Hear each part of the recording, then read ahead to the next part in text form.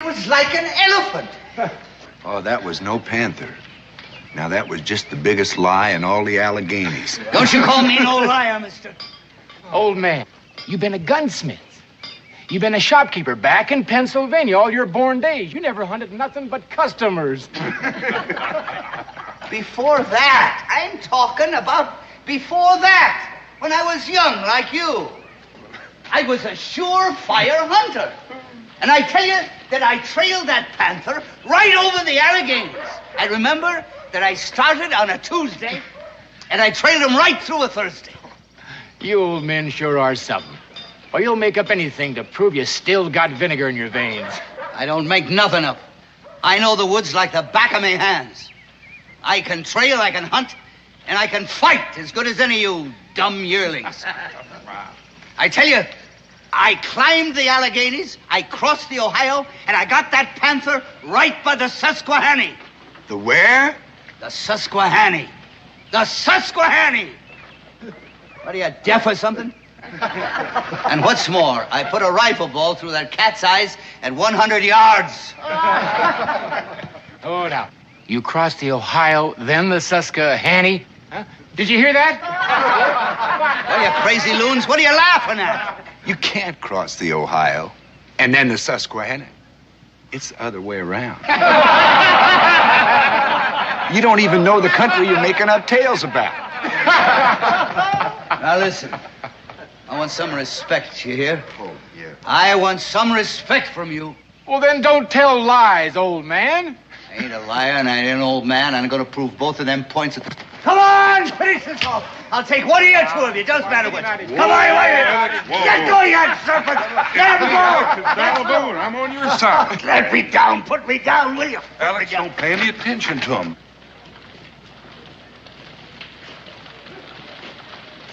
Them rivers. Them blasted rivers. I got them mixed up, that's all.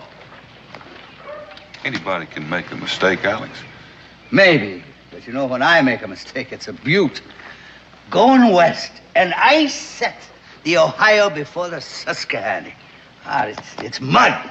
My brains is turned to mud, you know. Maybe they're right. Maybe I ain't good for anything anymore. Alex, you're just speaking pure D.O. unadulterated hogwash.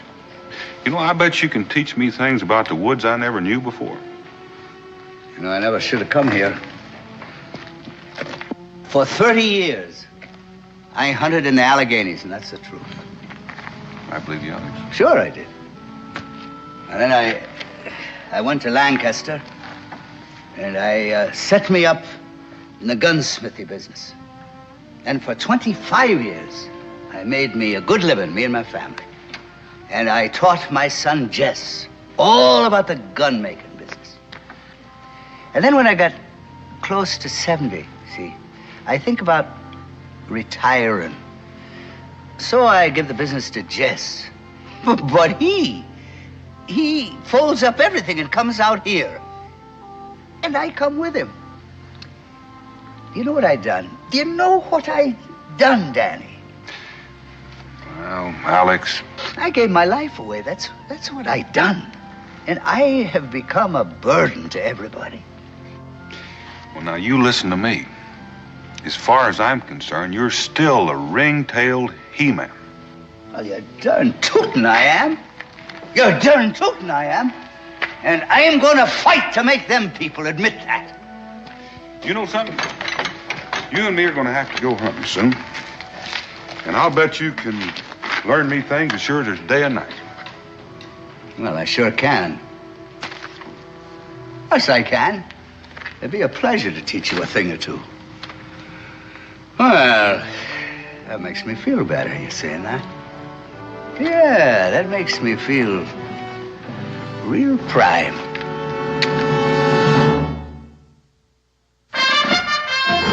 Daniel Boone was a man, yes, a big man, with an eye like an eagle and as tall as a mountain was he. Daniel Boone was a man, yes, a big man. He was brave, he was fearless, and as tough as a mighty oak tree. From the coonskin cap on the top of old Dan to the heel of his rawhide shoe, the rippinest, roaringest, fightingest man the frontier ever knew.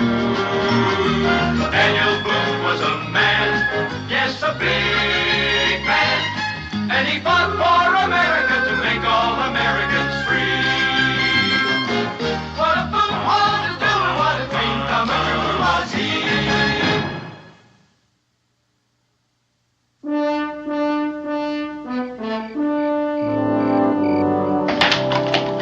Get up there, young man, all day long. You're in a hurry when it comes time to go to bed. Thanks, sure, do slow down when you get those boxes.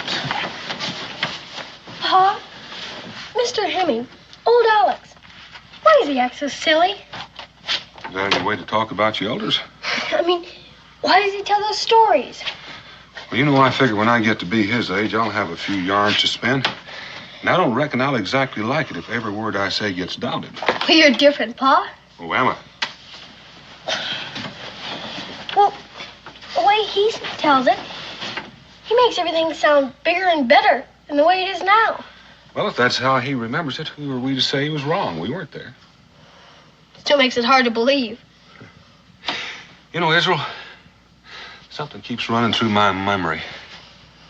I seem to remember my pa telling me about a hunter named Painter Hemming.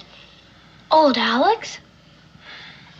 I recall that he said that Painter Hemming was something to behold. That he knew more about guns and hunting than anybody in the whole of the Alleghenies. Is that the truth?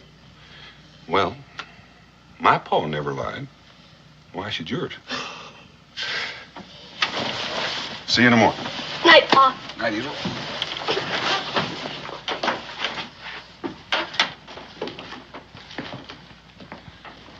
You know, Becky, it's a terrible thing. It sure is. You know, man leads a full life. He's a great hunter, runs a business, raises a family, supports his kids, puts in a full working day every day of his life. And one day he wakes up and he feels like he's just being tossed aside. Out here in the wilderness, it's even harder. At least when a man retires in the city, he can visit friends, see old places. Out here, he's a stranger. Well, he's still a strong old man. He deserves a life of his own. And I think I'll visit the Hemmings while you're out checking the beaver traps. You know something?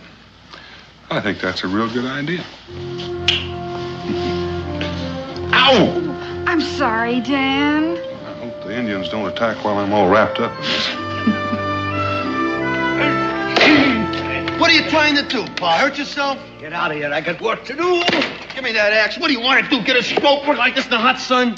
You're too old for this kind of thing. You let go. I can still do a day's work, and I want that. He's right, Pa. Be sensible. Be sensible. Be sensible, she says. Now, do you want me here, or do you want me in my grave? Because that's where I'll be, unless you let me live like a man. Of course we want you with us, Pa. That's just it. We don't want you to get sick or hurt yourself. We want you with us. So why don't you let us take care of you, Pa? Well, then let me do the things that make me feel I'm alive. Mrs. Boone. Mrs. Hemming. Mr. Hemming? Daniel sent you, didn't he? About hunting, about him and me going hunting together, right? No, I just came visiting. Well, it's not about hunting? Oh, he doesn't have time to go hunting now. Fact is, he and Kelly and Ben are going out to check the beaver traps. They're over at the tavern now getting ready to go. What, now? Yes. Well, they're not going to go without me, I tell you. Any salt and cornmeal. How about a spot of rum? Nights get mighty cold up there. Cincinnati's, you always think of the most important things. Daniel. I'm going with you. You promised. I'm going with you. Are you out of your mind? That's all we need. None of your sass, mister. All right, when do we start, Daniel? What do I take with me? Oh, Alex, listen. Huh? Listen. Yes? This is different from hunting. You know that. This will be too hard on you. We may be out there as long as a week. Is that all? I got plenty of ginger in me. Ah, this is a man's work, and I'm going to do it, huh? Come on, Alex, you creak. You couldn't even keep up with us. I'll pass you, mister, and make you run to keep up close. 70 years old, and he wants to check beaver traps. That's right, in case you've forgotten it. 70's a fine right age. And I'm still growing. Oh, Alex. Yes. Listen. Yes, I'm listening. Not this time. It's too much for you. You? What, are you breaking your promise, Daniel? Oh, now, Alex, please. No. It's all right. No, I'll just sit in the sun and I'll grow rusty like an old piece of iron. And bit by bit, I'll die. I give it up, you know. Trying to live a life of my own. I give it up. I'll just start walking to my grave. Alex, go get your rifle. You're coming along with us. He was only fooling me. He was only fooling me. No more, Daniel. I knew he was only fooling. He was only kidding, you know, all the time. I'll be right with you now. Now, don't go. I'll be right back. My pa's a mighty good man, Mrs. Boone. All his life he's done for me. Now I want to take care of him. You know, make his days sunny and easy. Hey, I'm going here. By Jupiter, I'm going. Yes, sir, he's going to take me with him. Oh, you'll have fresh meat, Beulah. You'll have bear, you'll have buck, and it's as big as a horse. You can't make a trip like that. It's too much for you. You're talking. I've been making trips like this before you were born. What's more, you just be a burden to them, Pa. You just get in their way. They don't need you. And you don't need me for anything here either. You're not going to go, Pa. I'm not going to let you. What? Get away! Get out of my way! Alex!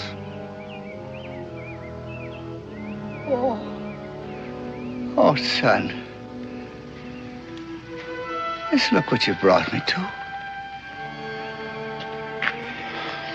Just look. Oh.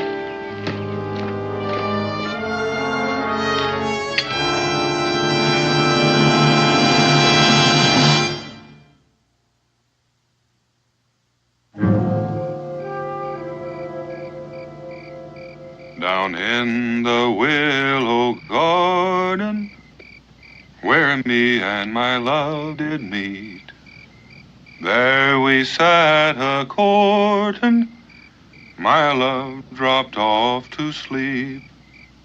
That's real sweet singing. I hope them beavers like it. And the Shawnees.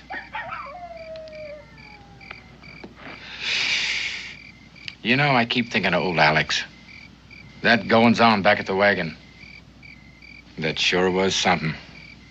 Threatened to shoot his own boy. Well, tomorrow when we run those trap lines, Cully, you can take the north end. Ben, you take the south, I'll take the middle. All right? Yeah, suits me. Yeah, me too. Rendezvous back here about sundown. Well, then, if we can stop thinking about an old man and get some sleep and think of Beaver.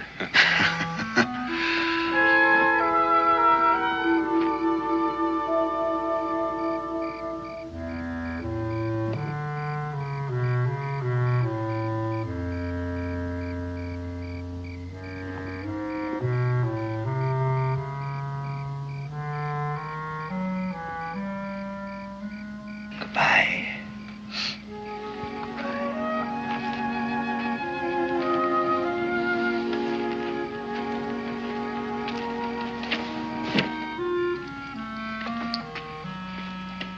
Come on, fellas.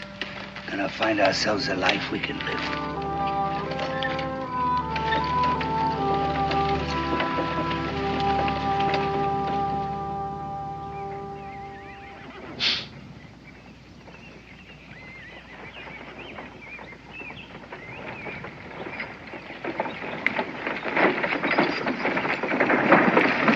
Alex!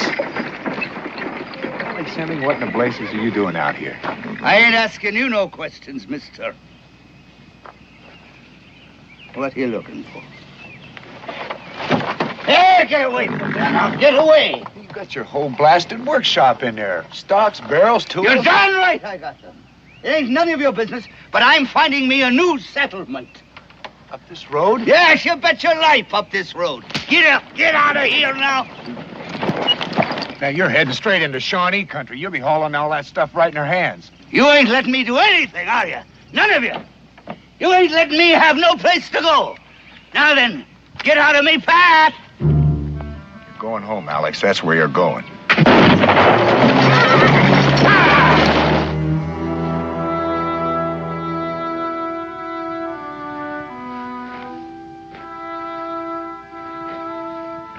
Cully should have been back by now. Well, maybe his traps are full.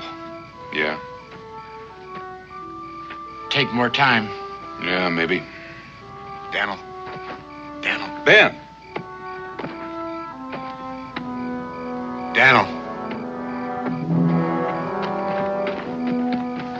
He shot at me. Oh, Alex, he shot me out there. He done it. He just shot me. You're mighty lucky. He just creased you. He's running away. Got that wagon load of rifle parts, and he's heading straight into Shawnee country. He's what? He said he's looking for a new life, and bang, he shot me. I've been out there for hours. You think you'll be up to traveling? Look, I'll be all right. Just give me a little bit. I reckon this is the end of running trap lines. We're gonna go after old Alex and that wagon before the Shawnee collect them both. We'll have to split up. What for? Well, there's no telling where he's left the trail. We'll scatter till one of us pick it up. And when one of us does? Well, we'll try to convince him his best place is at home. Listen, you ever try arguing with a lightning storm? Nope, but this time we're gonna try. Ben, why don't you hide our gear in that old stump over there? I'll take care of his wound. Right. Let go them horses, you lame driver! What you doing? Let me alone, will you? You stop that now, you stop it, will you? Cowards! You heathens, you're gonna regret this the rest of your lives, I'm telling you. Get away from that wagon! These are yours, old man? Sure they're mine, you bear-greased fool. They're my stock, they're my business. You can put these together? Of course I can. I've been doing it for more than 20 years. Now all of that is mine, and nobody gets a scrap of it. You'll have to fight me first.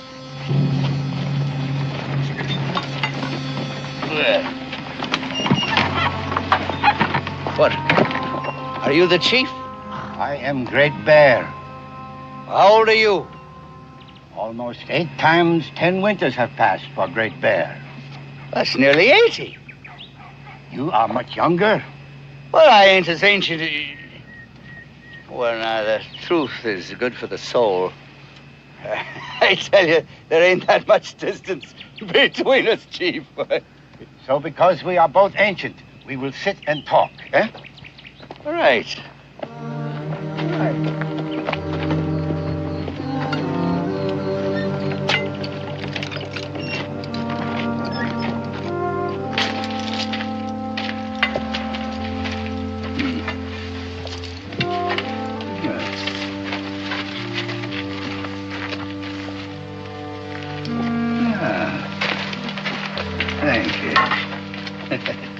Well, your young people show respect here, don't they? It is natural. Among us, the fathers are honored.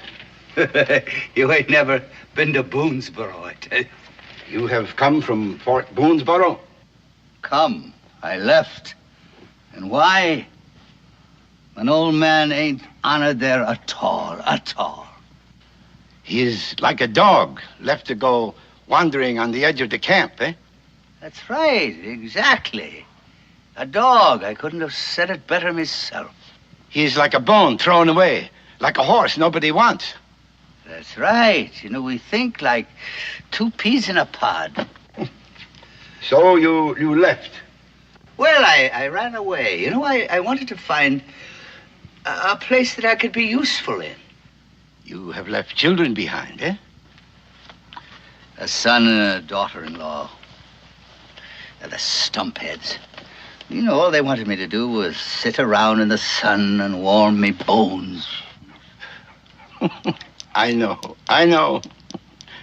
Among the palefaces, they do not understand There is much wisdom with the old, much to be learned from them.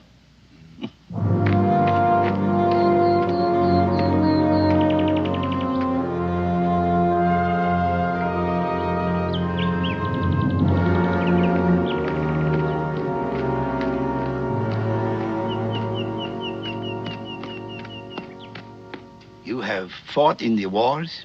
Yes. Yes, Quebec. I was with Wolfe in 58. I was in King George's wars in 40. I, too, have fought in wars. English, French, Spanish. You and me, we have seen much and known much, eh? Yeah, I think we're the two smartest fellas in the village, if you ask me. Oh, thank you kindly. Thank you. Oh.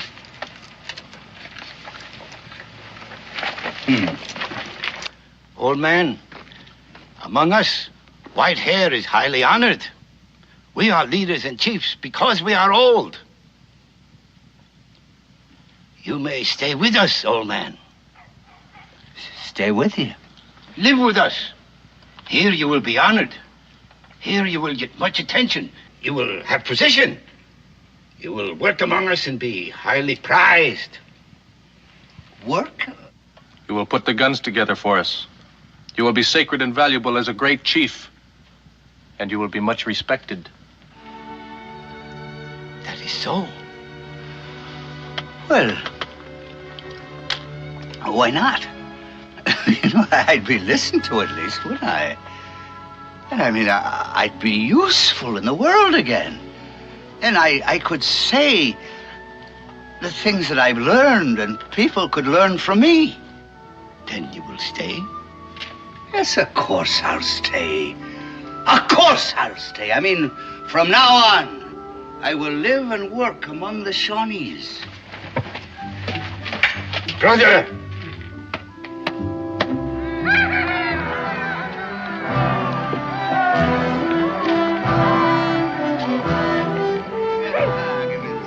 I will put these guns together.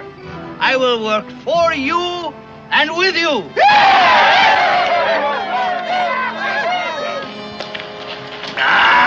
Thank you, thank you. All right, now, where I was. Now, first, I swum the Susquehanna, and then I swum the Ohio. They ain't gonna catch me on that one again, no. And there, on the Ohio shore, I run right smack into that huge panther. The great cat of the forest. That's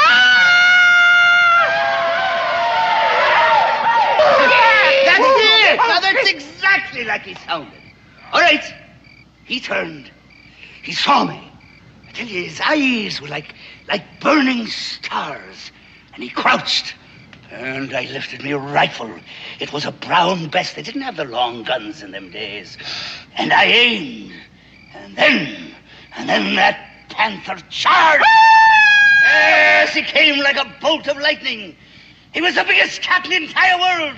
And I waited until he was about 6 feet in front of me. And then, bang!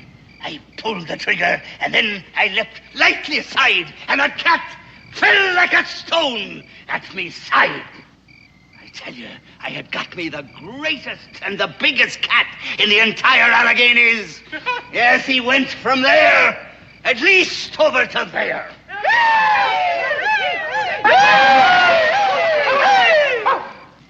The Earth Spirit has sent us a great hunter, the feather. And now, to our brother, we give the hunter's feather. We honor the skill and courage of a great hunter. Our new brother is now a warrior. Well, thank you kindly. You will teach us, huh? How to hunt the panther your way. Of course I will.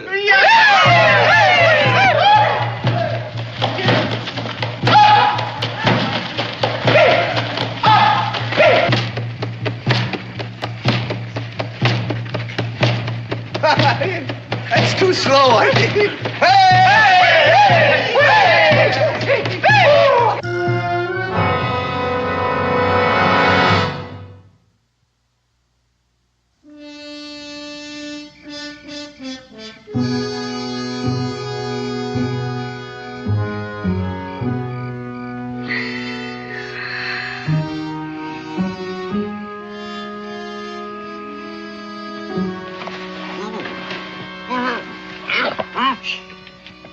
Daniel Boone. Keep it quiet.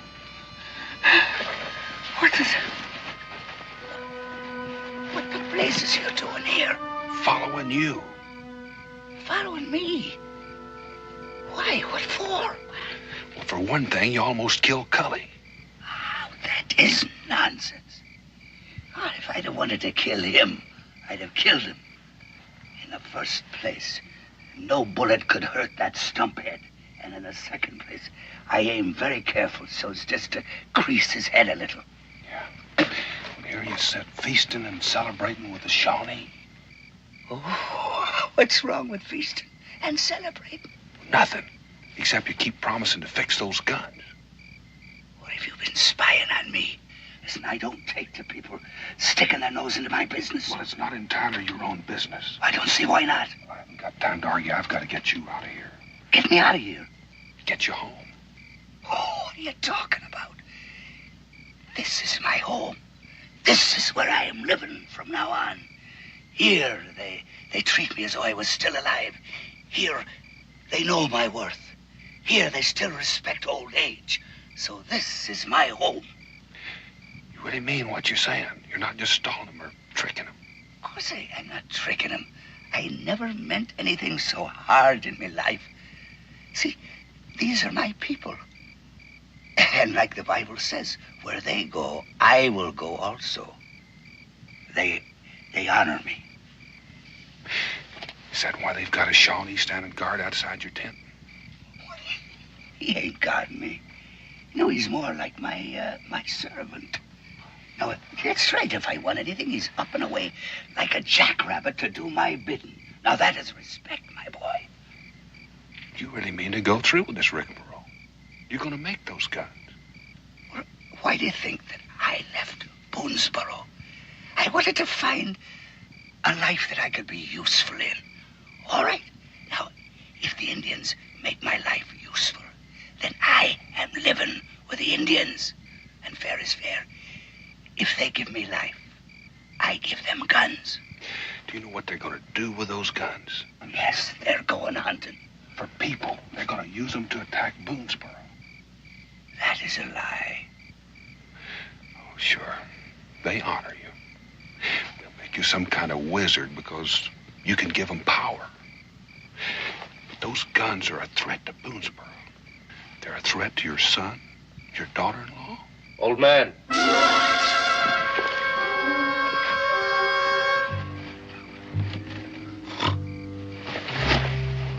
Old man, you call? What's that? I hear voices. Oh, no, that must have been me. I'm sorry, son. I think I was just sleep-talking. It's a habit I got, you know. Now go away and leave me be. I want to go back to me snoozing. I want to finish a little dream I was having.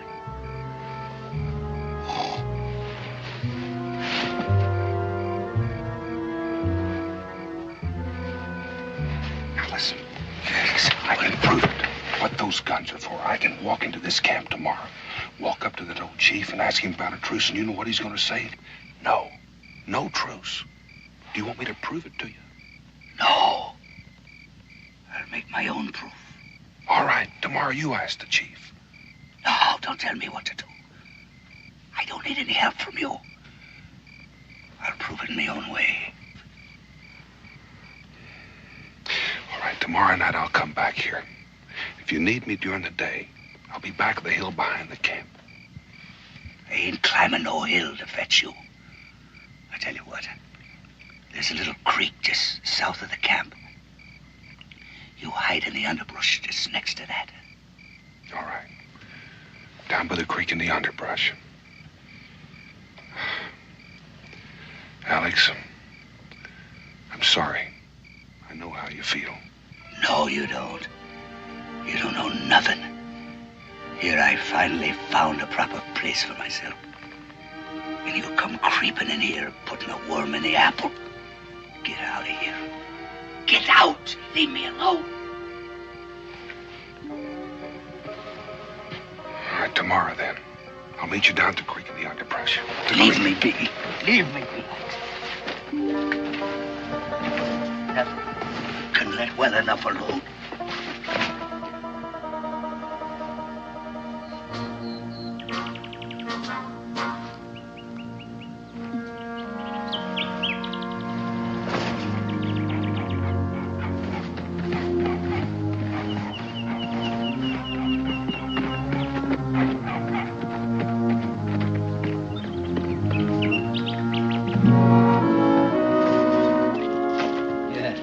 Good morning, my brother. You have slept well? Like a rock. I come to talk to you, Great Bear. Oh? Yes, thank you. You are troubled, my friend? Well, maybe. I don't know. I understand. I understand. I have been thinking much about my brother's happiness. He is alone, but he is still young and still a man. What? Loneliness is poor meat for a man. So today, I think I will send him a squaw, a fine girl, to take care of him. That is what troubles you, eh? What do you mean? Me a squaw? That's just what I need. So, you will start putting the guns together today. Isn't it? You see, that's what I wanted to talk to you about. Huh? It's a question about them guns. Now, we're brothers, right? And a man that can talk honest with his brother, can he not? A man should talk honest with everyone, my friend. Well, that's my sentiments, too. I am glad. Yes. Now, what is it about the guns? Well, now, are you going to, use those guns for a attack on Boonesboro? It is the young warriors who want the guns put together. And for Boonesboro. But it is not hard to understand. Do they not take our food from us? The deer and the bear? Do they not take our land from us? Oh, yes. Do they not come as strangers and drive us out? Yes. Then they are the enemies of your Shawnee brothers, are they not? Yes. And they are your enemies, too. They laugh at you. They make you feel as if you are nothing. They have driven you toward your grave. Is that not true? Oh, yes. Yes, that is. So, if we use the guns against them, what difference should that make to you? None. Not at all. None at all. Good. Then we are still brothers. And today I shall send you a fine squaw. Thank you kindly. Great Bear, thank you kindly.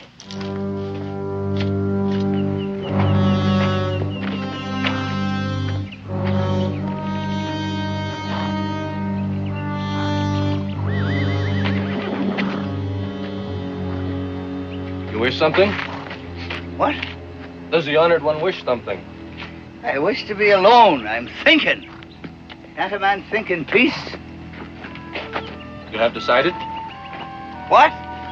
You have been thinking. You have decided. Now, what can Two Feathers do? Nothing, blasted, nothing. I've decided to take a bath.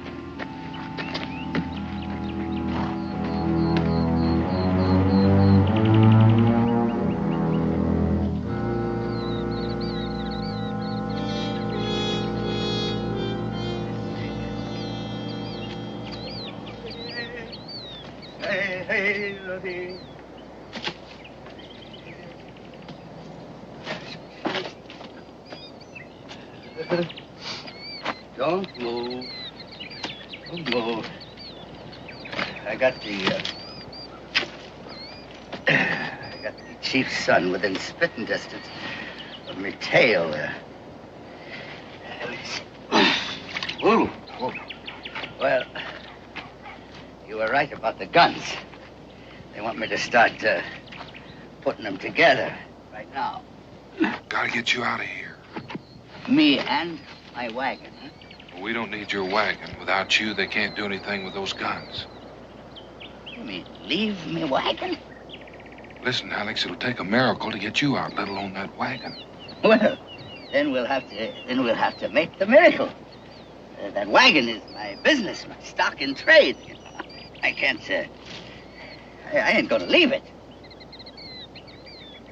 All right. It's not gonna be easy. Meanwhile, you better start working on those guns so they won't get suspicious. Well, maybe. Sam, do anything to the mechanism just so they won't fire. What do you mean? What do you mean, ruin my merchandise? Damage it?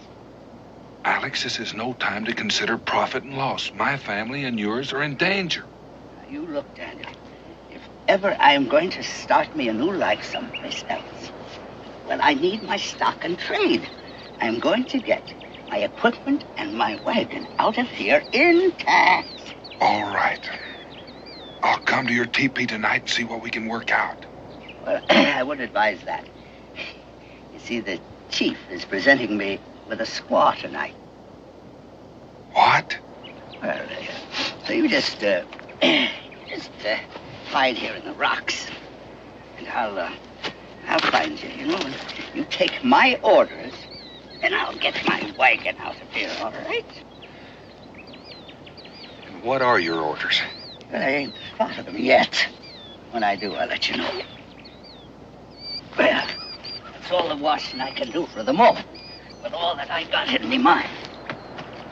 Da-da-dee, da-dee, da-dee, da-dee, da-dee, da-dee.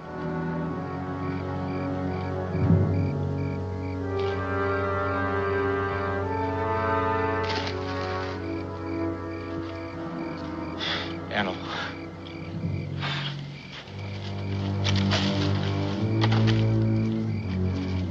Where's Alex?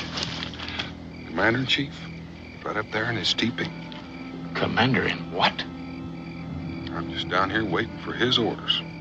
You got him prisoner, huh? You got him up there? Oh, we had to go up there tonight, now that teepee, and rescue the old buzzard. Not tonight. Why not? Alex's orders. He's entertaining. Enter His squaw.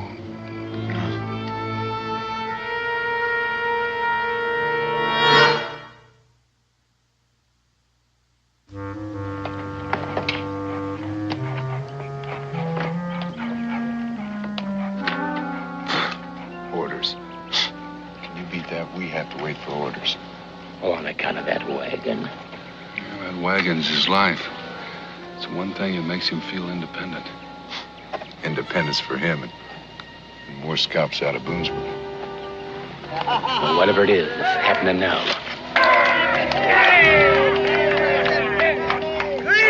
Greetings on this fine, grand morning. The birds are singing and I'm singing too. Right? Now, Great Bear and me have spoken together today, as things are going to begin today. Yeah, right. Good words, brothers. Yes, now we're going to put the guns together today. Going to be put together. Going to be put bone into bone and joint into joint. But first, you see, we have to hitch my wagon up. The wagon? Yes, Great Bear. And then we have to haul it down to the creek, because that's where it'll happen. That's where the happening will be. Now, you didn't ask why, but that would be a smart question. Because we need a great target area, you see. We need a great long distance to show the power of my rifles. Here, do it here.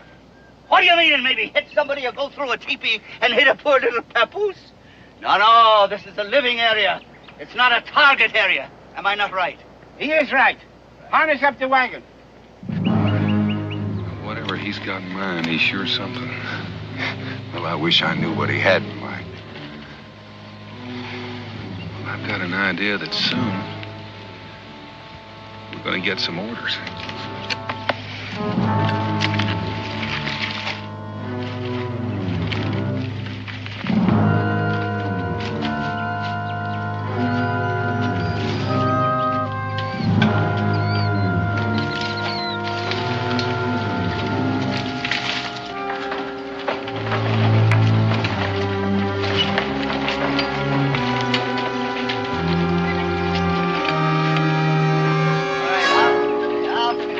Come on now.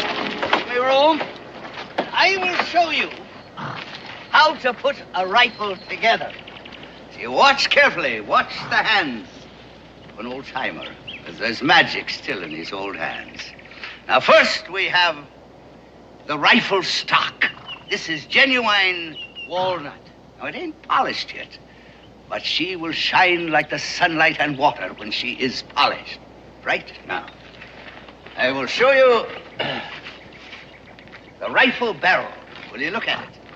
It's good steel. That's right. Now, I hammered and I tempered and I fashioned this myself in Lancaster. This is a Pennsylvania rifle. You'll notice the long barrel and the short stock. Now, that is the finest weapon in the wilderness. All right. Now, the flintlock. Yes, sir.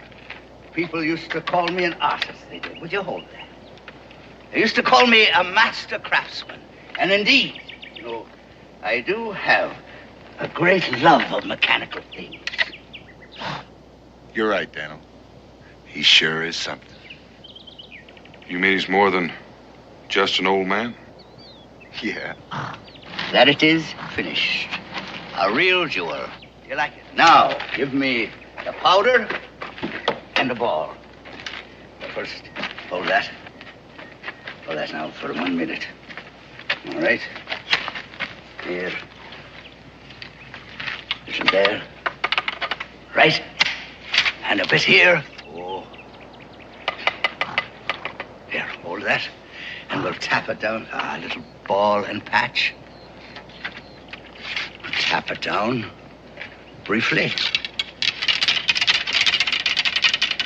Now, I'll show you. I'm going to show you something. I'm going to fire her for you to show how sweet and true she is at 100 yards. And indeed, you know, this rifle can hit the eye of a squirrel at 150 yards. But first, I got to put up a target. Just hold that. Give me this, please. This I am going to put at 100 yards away. Yes, on that tree there, across the little road. What you got in mind? I don't know. We better be ready.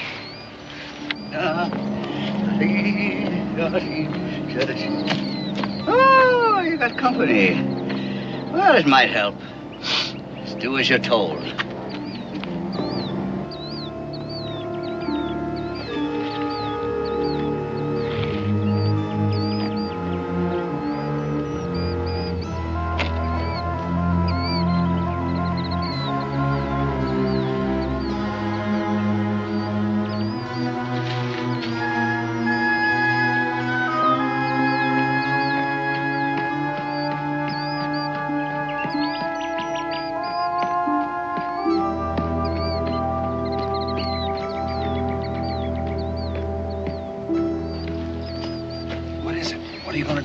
I got a little surprise for them.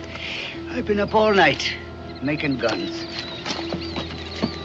What guns? I don't see any guns. Listen, all we can do is what he says.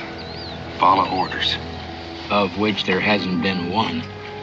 Now, brothers, watch. Straight and true. Yes, sir, an old man is going to show you how he can still be steady and clear-eyed, even at 70. Watch. Oh, he can shoot. Seems like it's not the only thing he can do. A rifle like this, my brothers, is easy. It's quick to reload. And she still fires as good, and she stays accurate. Yes, sir. There ain't nothing like the Pennsylvania long gun. It is the finest weapon in the world, you know that. And it's as slick as grease. And it fires just as good at 100 yards, as easy as it can hit one at 6 inches. All right, go ahead, fire, you knuckleheads. Over their heads.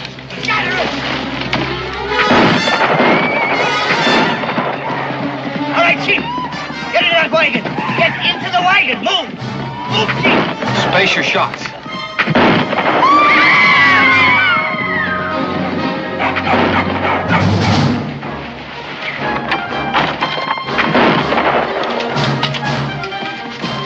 Crazy if he thinks we can pull him off here. Keep back, my brothers. Keep back, I warn you. Look at that. Look, did you ever see anything like that? All right.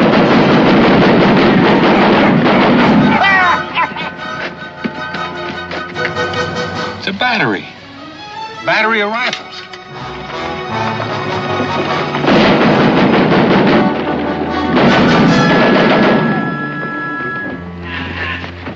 What are you doing, Pa? What is all this? What do you mean, what's all this? I caught him.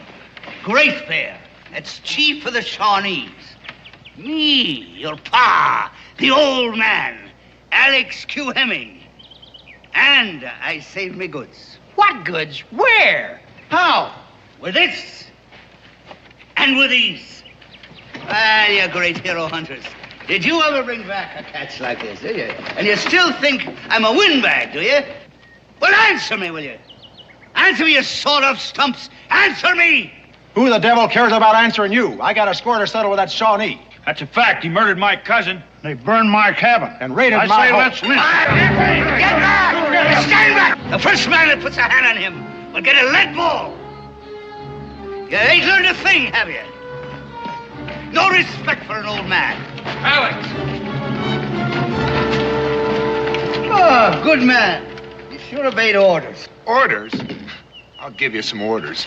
Now, Alex, you sure messed things up. We got to get him back to his people and right away. I don't know what you're talking about. Why? Because if we don't get him back, they're going to attack us and we're going to be at war with their chief. You don't know what you're talking about. There ain't going to be a war. There's going to be a truce. A truce with the Shawnee? Anyway, what do you think I can't see further than the enemy knows? What do you think we was doing all the time we was riding here? We was talking. Yes, that's it. And me and Great Bear, we agreed. Agreed to what? The truce, man. A truce. We both been living a long time, and we learned a lot. And we learned that there's no sense in a war. So we made a pact. And we're gonna have peace.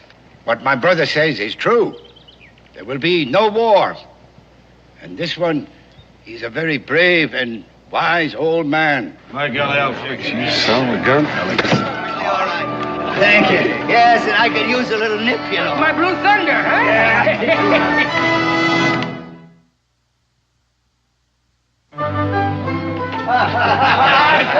He did it! That's right. Now, there we are. Mr. Hemming, a spot of my best Blue That Thunder. ain't the kind I need it very much. Now, you might ask, if we attacked Boonesboro, what difference did it make to me? Well, it made a lot of difference. I had to save my town. Did I not? So, that night, I got this plan working. And I left my poor squaw snoring away in my wigwam. And then I crept out, you know. And I climbed that wagon, and I started to put them guns together. I was as silent as a mouse. Then when I had finished, you see, well, I covered the whole thing with a tarpaulin so that nobody'd be the wiser. Now, that was my master plan. How about that now? Of course, that's a delightful story. But I'd like to now tell you another one. I'd like to tell you a story about a panther. You mean the biggest panther in all the Alleghenies? The one you killed when you were a young man. That's right. You see, there he was, on the banks of the Ohio. He'd stopped for a drink. And I called to him. And he turned to me, and bang! I put a rifle ball through his eyes at 100 yards. 100 yards. Yes, sir. That panther knew who done him in. Alex Q. Hemming. That is who. Oh, we believe you. Hmm? Don't we, Ben? What we've seen today, right.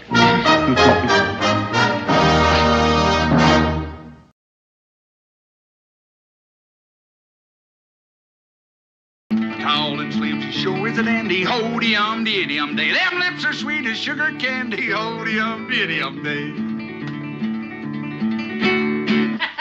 You keep improving on that guitar, Josh, and I just might hire you to do a little singing for the trappers on the rendezvous. Oh, no, you don't. I busted a guitar last year, had a chair broke over my head, and spent 3 weeks with them Indians to keep them getting killed. Well, that's what you got for jumping up and yelling you could whip any man in Kentucky. I didn't say a whip any man. I said any woman, and somebody didn't hear me right. Well, cheers. Wait a minute, aren't you going to wait and see if you got any mail? Where I'm from, I don't know anybody that can write. Well, now, that's strange, because here's one for you, Josh.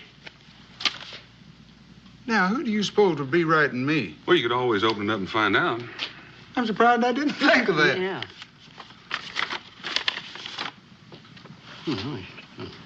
What do you know about that? What do you know about what? How do you expect us to know anything when we haven't had a chance to read it yet? Daniel, look at that. Mr. Josh Clements, dear sir. As executor for the estate of the late Langston Clements, it's my pleasure to inform you that you have been named as the sole beneficiary in his will. I would appreciate if you would call at my office at your earliest convenience in order that the transfer of certain properties to your name may be accomplished.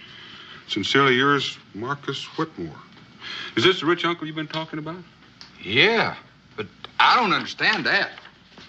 Why he mentioned me in his will, I don't know. Nicest thing he ever said to me was ne'er-do-well or... Just how rich did you say your Uncle Langston was?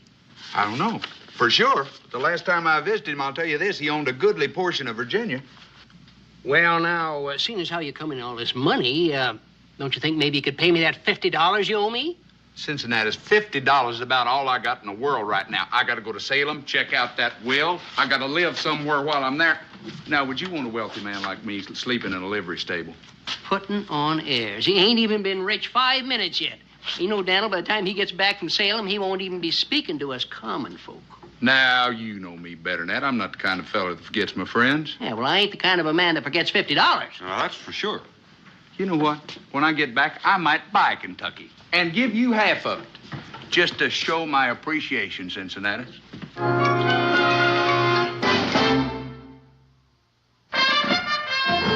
Daniel Boone was a man, yes, a big man, with an eye like an eagle and as tall as a mountain was he. Daniel Boone was a man, yes, a big man.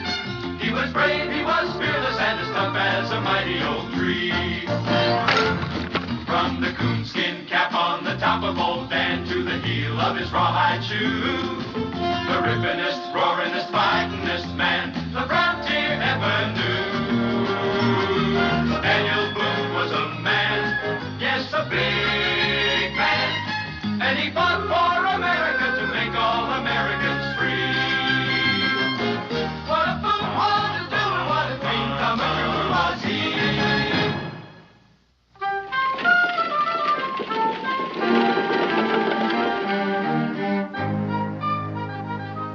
I suppose you know, Mr. Clements, that in the legal profession, the retainer is customarily provided in advance. I didn't know. As a matter of fact, I don't even know what you're talking about. My fee, Mr. Clements. In this case, a trifling matter of, shall we say, $50.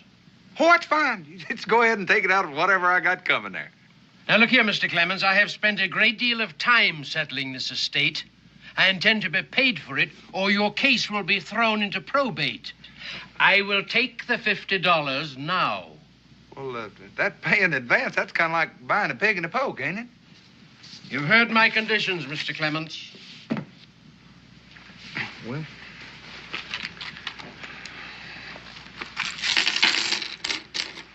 there it is. I don't mind telling you, that comes close to cleaning me out. Excellent. And now, we can get on with our business. Anytime you're ready. The last will and testament of Langston Clements. I, Langston Clements, being of sound mind, do hereby will and bequeath to my nephew, Joshua Clements, clear title to one section of land which I recently acquired with this bequest in mind.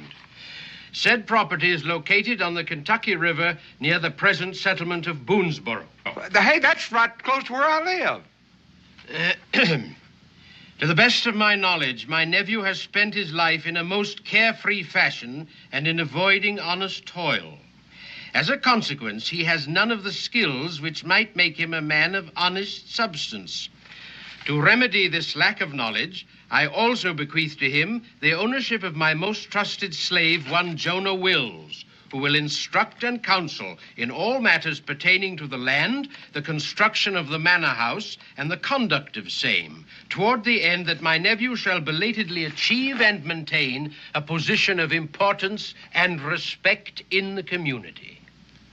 Well, if my uncle plans on me starting farming, it seems to me that he ain't quite as sound of mind as it said he was up the top there. Go ahead. That's all. That's all. Now, look, I'm supposed to be the sole heir, and I happen to know that he had a big plantation over near Richmond. Well, your uncle was a very philanthropic man. He disposed of the bulk of his estate before his death and distributed the money among several charities. He apparently believed that you were capable of fending for yourself. Well, I appreciate all the confidence my uncle had in me, but right now I'd settle for just a little cash. Perhaps you'd like to read it. No, well, I'll take your word for it. I'll make you an even deal. You give me my $50 back and you can have that property. No. I couldn't do anything like that, Mr. Clements. Now, here is the deed and location of your land, and here is a letter proving ownership of one Jonah Wills, a slave. What do I want with a slave? And in my opinion, your uncle has detailed that most explicitly. He might have detailed it, but that don't mean I got to carry it out. But I fail to see how you can avoid it. Oh, it's very simple. This Jonah, what's his name? He don't know who I am, and he don't know that I own him. And I sure ain't gonna be the one to tell him. He has already read the will. You mean he reads? I think you'll find him a most intelligent and educated man. I ain't gonna find him nothing. That's all I got, right there. Now, that ought to take care of the postage, the ink, and the stamps. And you write this Mr. Jonah, whatever his name is, and tell him that I set him free. Now, that ought to settle everything. Well, there's no need for me to write. He's here in town awaiting your arrival. Would you mind telling me where? At the Blue Boar Tavern. He's been working there at night for his board and lodging.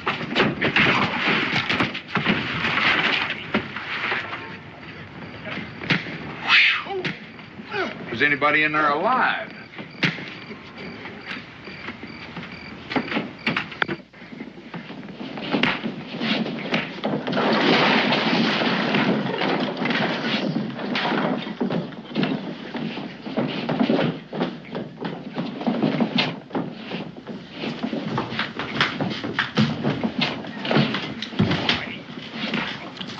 It's a nice, quiet little place you run here. Yeah, I know. You had us in a real slow night. Sometimes there's a lot of action going on. Oh, I'll bet you do. Yeah? What are they fighting about? Old bouncer just thrown out a couple of deadbeats and couldn't pay their bills. You don't mean to tell me one man's going to throw them three out? 3? There were 5 to begin with. He's already thrown 2 out. Yeah, they passed me as I was starting in. Ah, yes. What's your pleasure, stranger? Huh? What can I do for you? Oh, I'm looking for a man named Jonah Wills. Somebody said he worked around here. He's working now. Would you mind telling me where? No, right behind you.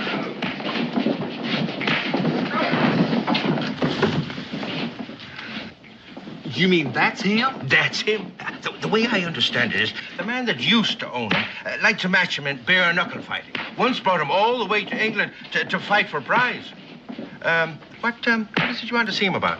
Well, I just wanted to talk to him for a little bit. Oh, you want me to call him on over? No. There's no trouble. Don't believe him interrupting a man when he's working. Just pour me a mug of rum and I'll wait till he's through. I've hired a lot of bouncers in my day, but I want to tell you that this black here is the roughest, toughest, best man to keep law and order in a place that I've ever seen, and he works cheap, too. Well, now, if he's that valuable, you might be interested in buying him, huh? Buying him? That's what I said. Well, should I buy him? I already have him. But that don't mean you own him. Now, listen. You know, the man that owned him upped and died. You've heard of the phrase that possession is 9/10 of the law, huh? Yeah, but that's where you figured wrong. You see, it so happens I own him. Now, look, and mister. I don't have any particular use for him. Now, I figure I can offer you a real good price on him. Say, $50. $50, huh? Tell me something. How come if you own him, you didn't recognize each other? Because I haven't owned him that long, and I never had the chance to meet him before. Oh, you expect me to believe that, huh? I don't really care whether you believe it or not. I figured I'd just offer you a bargain. Oh, no. You figured on cheating me out of $50. That's what you figured. Now, you pay up for this drink and get out of here. I can't stand liars. And I don't like being called one either. Now, I got a paper right here. I'm not interested in papers. Now, come on. I want to get paid for this rum. If that's all you're worried about. It so happens that...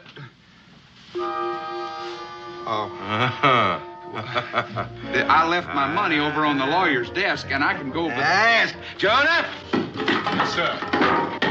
Now listen, sir. Do you want me for something, Mr. Whitney? Yes, Jonah. We got another deadbeat here. Throw him out. Now, you wait a minute, because Throw him out. Listen, I got no paper in my pocket. If you just let me... Well, at least you might give a fella a chance to do a little explaining. All right, now I've done it. Now I'm mad.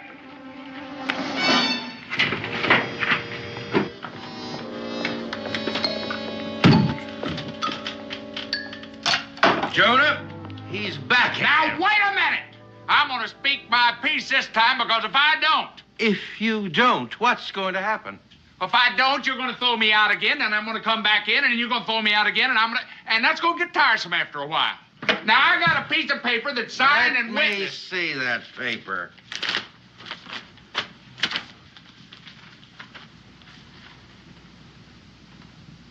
Yeah, it looks like the real thing, Mr. Clements. You believe it's a real thing.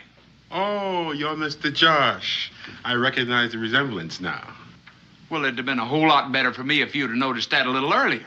I've been waiting for you for a whole month. Well, it took a month to get this letter, and right now I wish I'd never gotten it. I'll get my belongings. But wait a minute, that might not be necessary.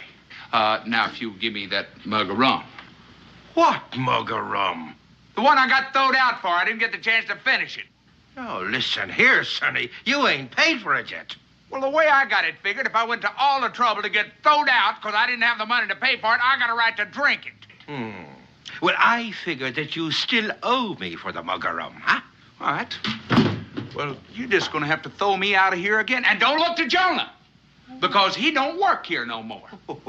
This time, it's going to be my Now, pleasure. wait. Ho.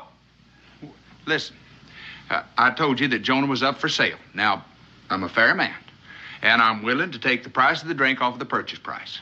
Oh, that's very big of you. $50, did you say? That's what I said. It's a deal. It's a pleasure doing business with you.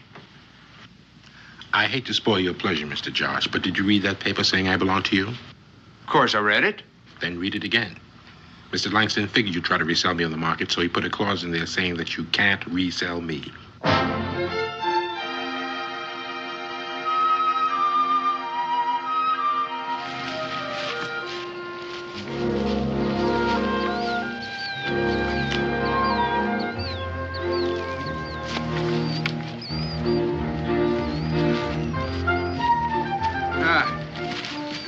Looks like a good spot right there. Now, you get some wood for a fire, and I'll go out and see if I can get us a little game. I don't think I ought to do that, Mr. Josh. How many times I got to tell you? Don't call me mister. Just call me Josh. I can't do that either. Why not? Because that's just not done. If I were to call you by your first name, it wouldn't show the proper amount of respect. I didn't ask you to respect me, just asked you to build a fire. And like I said, I don't think I ought to. I'm waiting. Waiting for what? I'm waiting for you to tell me why you can't build a fire. It's one of those things you'll simply have to understand. Here, I am your body servant. As your body servant, I have certain duties to perform. Building fires is not one of them. Well, as of now, it's a duty you just took over. You certainly have a lot to learn. You build the fire, and I'll get the meat. After supper, I'll start teaching you. Teaching me what? How to act when you own a slave. Excuse me.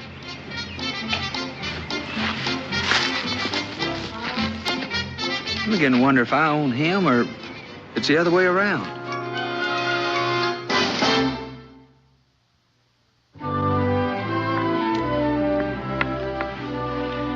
Now, the first thing you'll have to learn that there are different kinds of slaves. There's the field hands and the household help and the coachmen and the groomers and the stable boys. Then there's the body servants and the supervisors. Now, as a slave owner, you can't make one slave do another kind's work. Well, which one of these classes did you fall into? Most of my work was a supervisor. I made sure the slaves did their work. I bet you're real good at that, too. But since you don't have anything to supervise, I'm willing to be your body servant until you get a better start. Well, just what does a body servant do? Oh, he takes care of his master's welfare and his personal things, sees to it that his clothes are hung up and that his boots are shined. Oh, you can be worked to death. Seeing as how this is all the clothes I got, and I ain't never had a pair of shiny boots. Well, then I'll save up my strength until you get richer. You might have pretty good weight. I've got a lot of patience. Well, my patience is wearing a little bit thin. So why don't you just go your way and I'll go mine? I'll just cut you loose and go. No, I can't let you do that. That's plain ridiculous. You're used to living in a big fancy house, servants looking out after you. And all I got's that little old cabin down on the creek, and I don't even stay there very much. I'll admit it doesn't sound like the things I'm used to. Oh, there's one other thing you've got to know. A good slave is loyal. Sort of cold amongst a slave. And then there's Mr. Langston. Before he died, I promised him that I'd take care of you. So you see, I just can't leave you. Do you mind if I ask one more question? Who's going to support the two of us? That's your responsibility. I give you my loyalty. You see that I'm fed and housed. Well, you got a real good deal going for you. You know it? You know, I hate to bring this up, but somebody's got to do these dishes, and I don't suppose that comes under the duty of a body servant, does it? No, that's for the household help. But to show you how loyal I am, I'm going to break all the rules. And we can each do our own. That's very decent of you.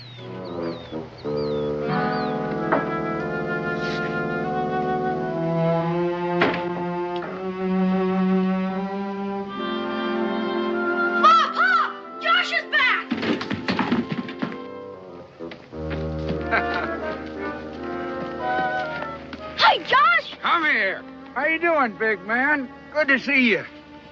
Have you been doing any fishing since I've been away? Nope. Been waiting till you got back. Not much fun going fishing all alone. I wouldn't think so. Who's he? Oh, that's Jonah.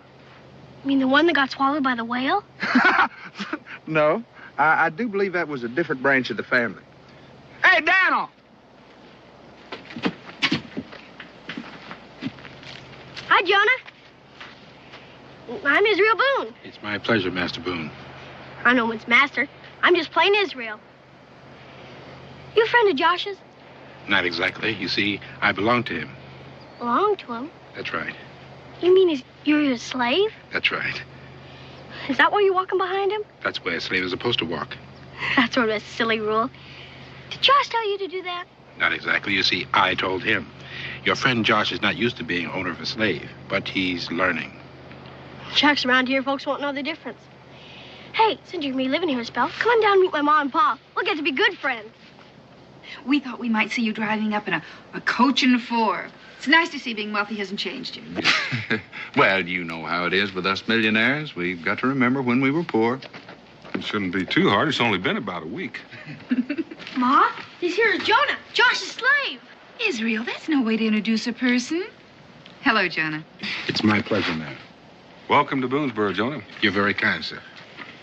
Dan, Josh and his friend must be tired and hungry. I think the least we can do is offer them a meal.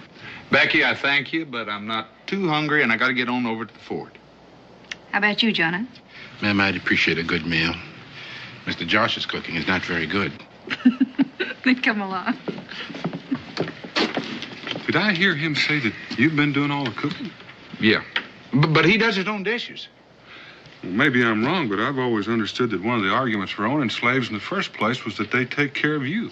Did you ever own one? No, I don't believe that. Well, it's not as simple as you think. He's a very high-type slave, and household chores ain't one of his duties. Well, what does he do? Hangs up my clothes and shines my boots. But I got to get on over to the store. I got to pick up some supplies. That's another thing about slaves. You got to house them and feed them. I guess that's it. That's nice. Get that together, put it on my bill, and I'll send my boy over for it a little bit later. Your boy? Oh, you don't know about Jonah, do you? No. Jonah? Who's Jonah? That's a slave I brought back with me. What do you need a slave for? Well, take care of my interest when I'm not around, I guess. Just exactly what interest do you have outside of that old shack you live in? Yeah. You are now looking at one of the landed gentry. There is a deed to a full section of Kentucky land right down there on that river. What? A full section? Yeah. Well, do you aim to take up farming, Josh? No. I figure I'll go ahead and trap like I always do and leave the farming to my help. Would you pour my friends a drink and get yourself one, too? Well, I suppose we'll just put that on your bill, huh?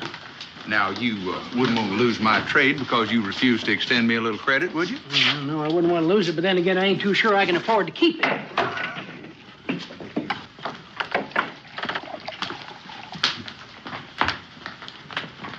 Well, now, what can I do for you? You can set us up a jug of your finest rum. Oh, you want to drink it here or take it with you? We'll sample it now. All right, sir. You, stranger in these parts? Just passing through. Me and my partner spent the winter trapping on the Yazoo down in Tennessee. We heard there was a rendezvous up here this spring. Me and Bear are looking forward to it. 6 months in those hills makes a man crave some action. Bear? Bear Barnett, my partner. Maybe heard of him. I can't say that I have. Well, that's kind of surprising with his reputation. Reputation for what? For fighting. Ain't a man in this territory can stand up to him. Seems to me like a statement like that might be open to question. Well, now. I always like to meet a sporting man. That's $1,000. Gold. Says Bear can whip any man in Kentucky. Just in case you want to make a little wager. Well, now, the way you've been talking about him and seeing the size of him, it don't seem like it ought to be an even bet. Well, I'll show you I'm a gambling man. Give odds. Say 3 to 1.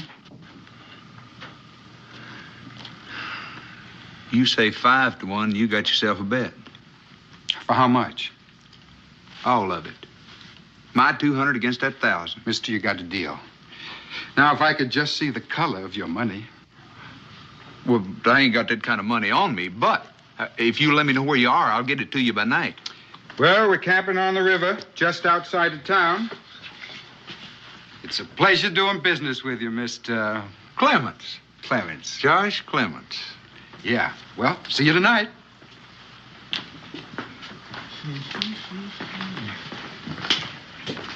Oh, when's this fight going to take place? How about the first day of the rendezvous? Now, that way everybody can get in on the fun. Like I said, it's a pleasure.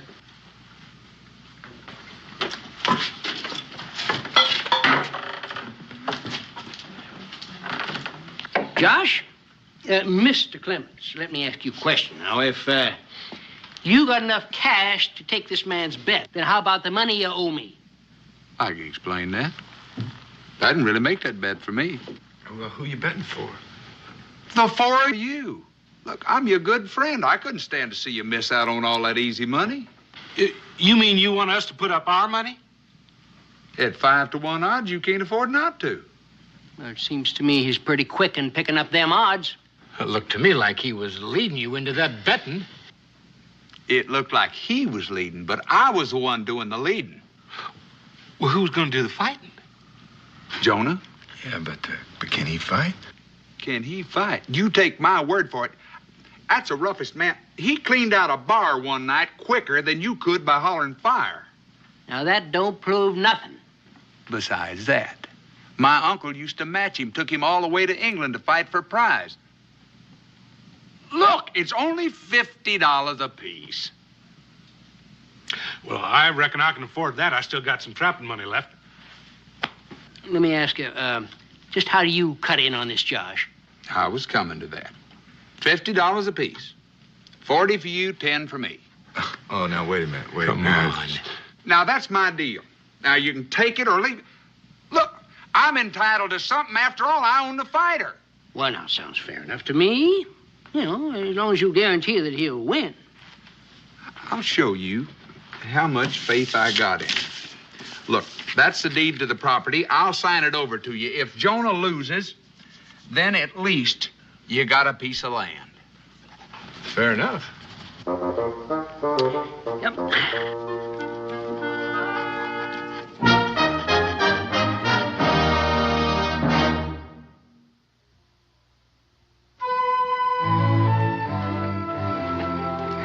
I don't know, Homer. $200 seems like pretty small pickings. It's nowhere near as much as we figured we could take these farmers for.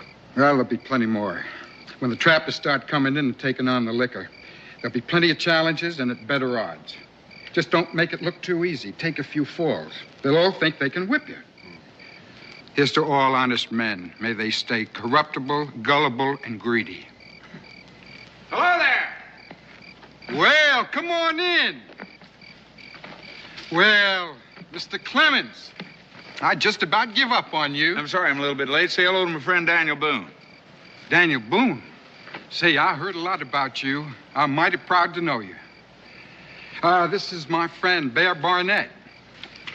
Would you like to join us in a drink? Oh, I think we better not. I just came over here to bring you the money. Didn't want you to think I backed out on it. You can count it if you want to. Oh, no need for that. I never give a thought to you not showing up. Well, I guess this seals the deal. Well, almost. It's not that I don't trust you, but I figured we both might sleep better if we had somebody to hold the bet. So I figured Daniel here. Why, sure. I'll just go get my money. You the one I'm fighting? No, not me. I only fight when I'm mad, and right now I'm feeling mighty friendly. Well, I'm just as glad, considering the size of you. You are, Mr. Boone. I'm mighty glad to have you keep that safe for me. Well, I guess that just about does it. We'll be seeing you. Sorry can't stay and have a drink with us. But then me and Bear will buy you one before we leave town. It's been a pleasure.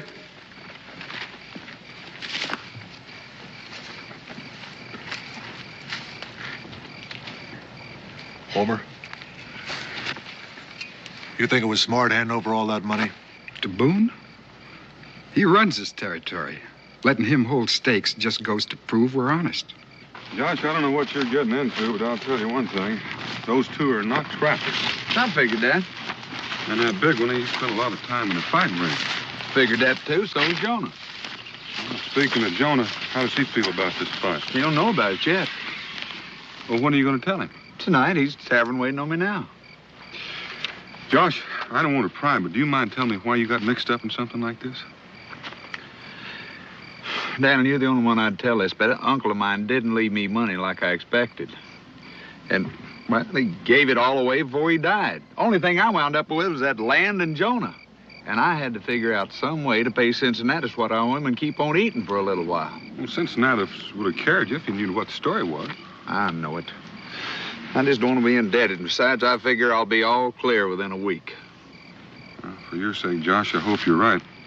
But if you're wrong, you could wind up in an awful lot of trouble. Wrong? What could go wrong? The way I got it figured, I'm going to be kind of ashamed to take the money. I'm sorry you didn't ask me, Mr. Josh, because then I could have told you I won't fight him. I didn't have time. I had to get that bet cut. What did you say? I won't fight him. Now, I'm just going to pretend that I didn't hear you right. Well, you can pretend all you want to, because the next time you ask me, the answer's going to be the same. I don't suppose you'd mind telling me why. Because it doesn't come under the headings of the duties of what I'm supposed to do. Now, wait a minute. Now, you told me as a body slave, you're supposed to look out for my welfare. That's what I said. Well, you don't know how much welfare I got riding on this match. There's no point in arguing, Mr. Josh. The answer is the same. I won't fight him. Johnny, you can't do this to me. You didn't see fit to consult me. I don't see where I'm to blame. If you're in trouble, it's not my fault. It's yours. Now, if you're through asking me questions, I'll pick up the supplies and go back to the cabin.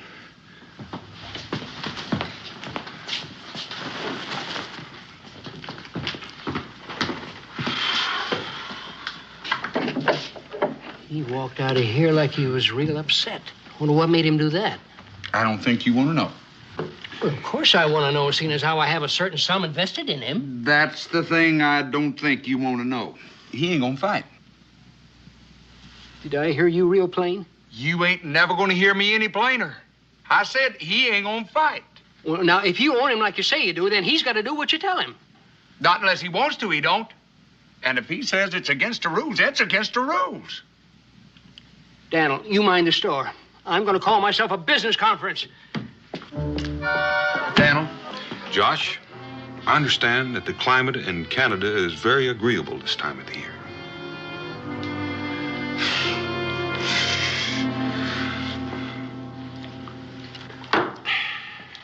We talked it over on the way. And the question we kept asking was, if Joan ain't gonna fight, who is? You know, if our man don't show up, we lose all that money. Well, that's a good question. I hope you found an answer. Well, now, we did. Knowing how bad you felt, we decided that seeing as how Jonah wasn't going to represent us, it was only fair to give you the first chance to take his place. Me? Yeah, we knew you'd be pleased. Now, wait a minute. Daniel? Well, I'm just here to make sure that they don't hang you out right. Listen, now, let's talk about this calm and sensible. Now, I mean, it's not like you're losing your money, you know. I mean, you still got the title to my land. Oh, the way we figure, we got that either way. And we don't want to disappoint all those townspeople that are looking forward to this here contest. And since we only got a few days left, we better get you into training right away. What kind of training? Now, as I recall, these here professionals soak their hands in brine, you know, to toughen up their skin, and their faces, too, so as they won't get cut so bad. Oh, and then you got to get up every morning and run, you know, to strengthen their legs, you know. And just so as you won't forget the rules, I'm going to let you stay in my storehouse for a few days, rent-free. Now you've gone too far. Grab him, boys, before he gets back. Daniel, don't just sit there. Do something. Oh, I'm going to do something, all right. If you don't win, I'm going to hand all this money I'm holding over to the men you introduced me to last night. Let's go.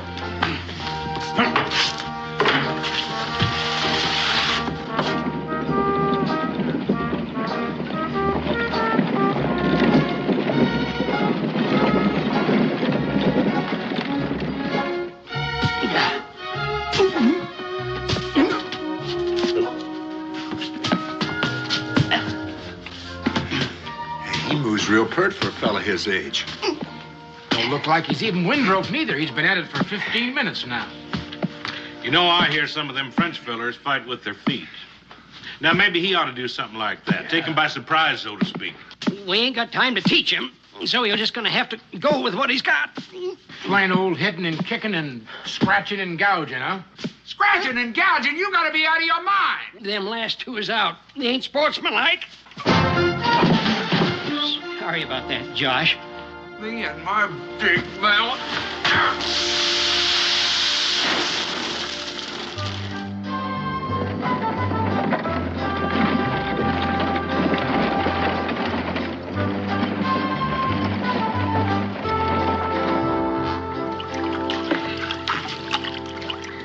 I put pork down for the winter in brine that had less salt than that in it.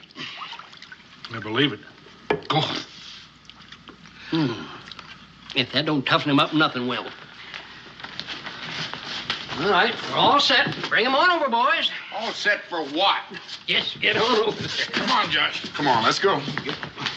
Oh, no. No, you don't. Now, you're not going to put me in there like a slab of pork. Now it's for your own good. Stop you from bleeding all over the place. I ain't going to do it. Oh, you're the most uncooperative man I ever did see. All right, boys, let's go. Right? Come on. Down you go. How long do you reckon we should keep him under there? Oh, long enough for that there brine to start pickling him, but not long enough to drown him.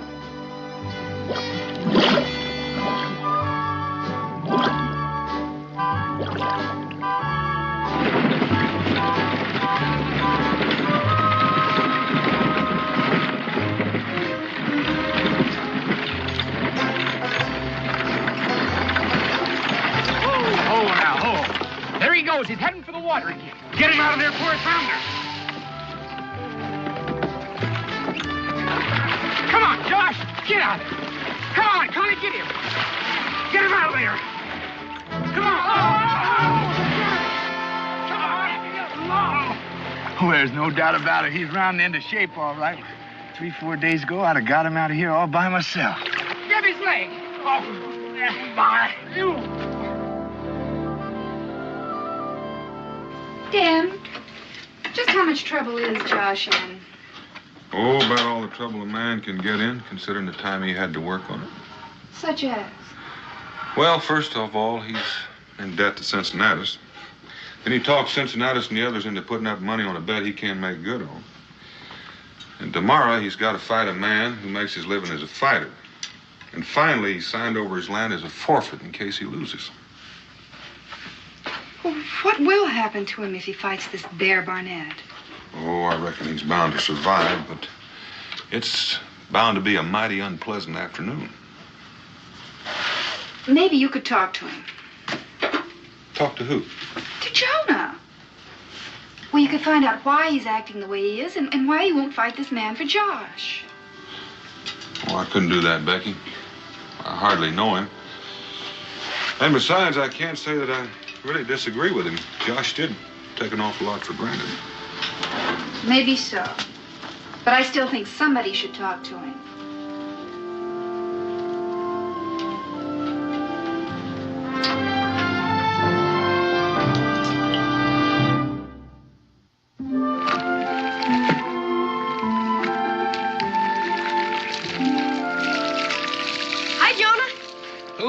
Israel. I came to ask if you'd like to go fishing with me. No, I haven't been fishing in a long time. I expect I almost forgotten how to by now. I could teach you. You see, my mom doesn't like me to go too near the river by myself. Josh used to take me, but he's been too busy lately. Has he? I hadn't heard. Hadn't heard? No. Josh doesn't come home lately. And I don't get much company here. I guess folks don't think about associating with a slave. Maybe because it's what you did to Josh. What I did to him? Sure. You wouldn't fight when he was dependent on you. Why won't you fight, Jonah? Are you as scared of Bear Barnett? No, I am not as scared of Bear Barnett. Then why? Well, you see, it's hard to explain. Mr. Josh's uncle left me his responsibility to take care of him, to show him how to till the land, plant the crop. And if I'd have gone on and accepted that fight so he'd win the money, he would have gone on being shiftless and fiddle-footed. All the man thinks about is making easy money. If that's true, why is he going to fight Bear Barnett himself? What? The boss says he might live through it. Man can be too pleasant. Well, why does he want to do that? Because he spent all his money getting that will settled. So he didn't have anything left to pay Cincinnatus what he owed him.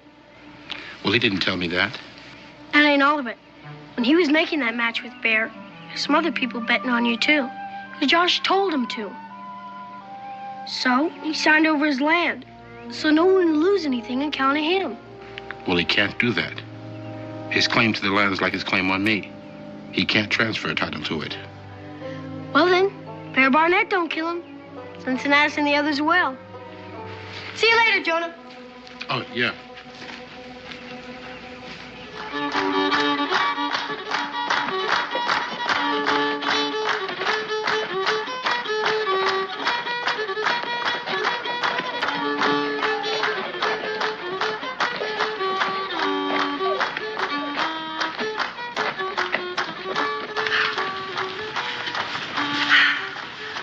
Israel could be. Oh, I reckon he's around here someplace. Becky, why don't you wait right here? I'm going to go over and talk with Josh. Dan, isn't there some way you can help Josh? Well, I reckon the only way I could help him would be to volunteer to take his place. And I don't reckon he'd stand for it, and I don't think I'll insult him by suggestion. I'll be right back.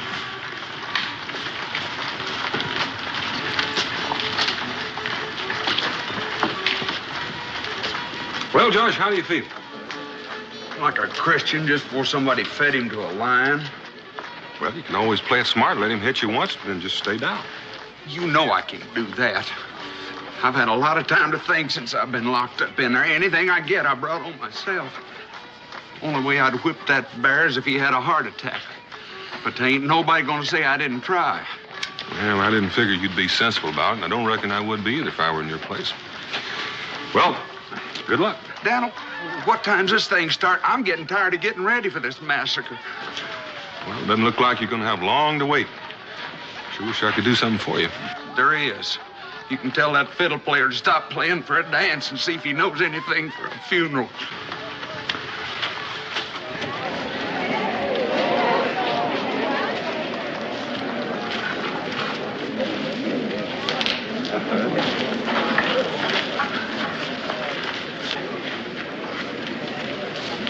Cincinnati, they're here. The fight's going to start any minute now. All right.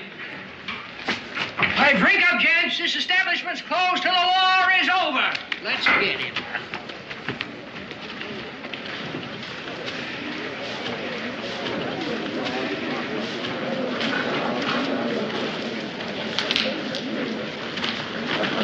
Oh. Hi. Israel, where have you been? Oh, just been around. Well, shall we join the crowd? I don't think I want to see it. And I don't think I want Israel to see it either. Oh, Ma. Israel, I think your mother's right. I'm not looking forward to this myself. Go get him, Josh. Yay!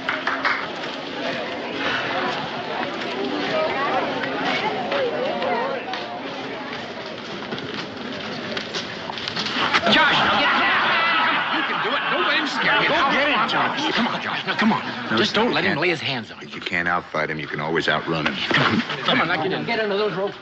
Sit down. Take the stool. Sit down. That bear is a mean-looking one. In spite of what he done to us, I still feel sorry for Josh. Listen, do you think we should put a stop to this? Oh, if we tried that, the crowd would kill us. Now, let's get with it.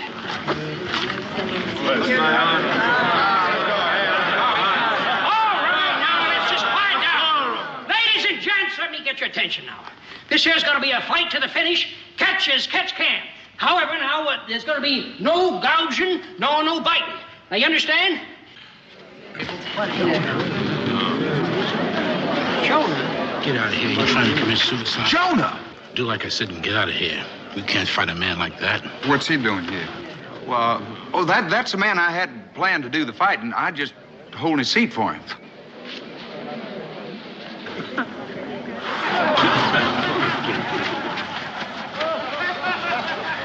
Why do you suppose Jonah changed his mind? I don't know, but I'm sure glad he did. I don't think I could have stood it just standing here and watching old Josh get killed.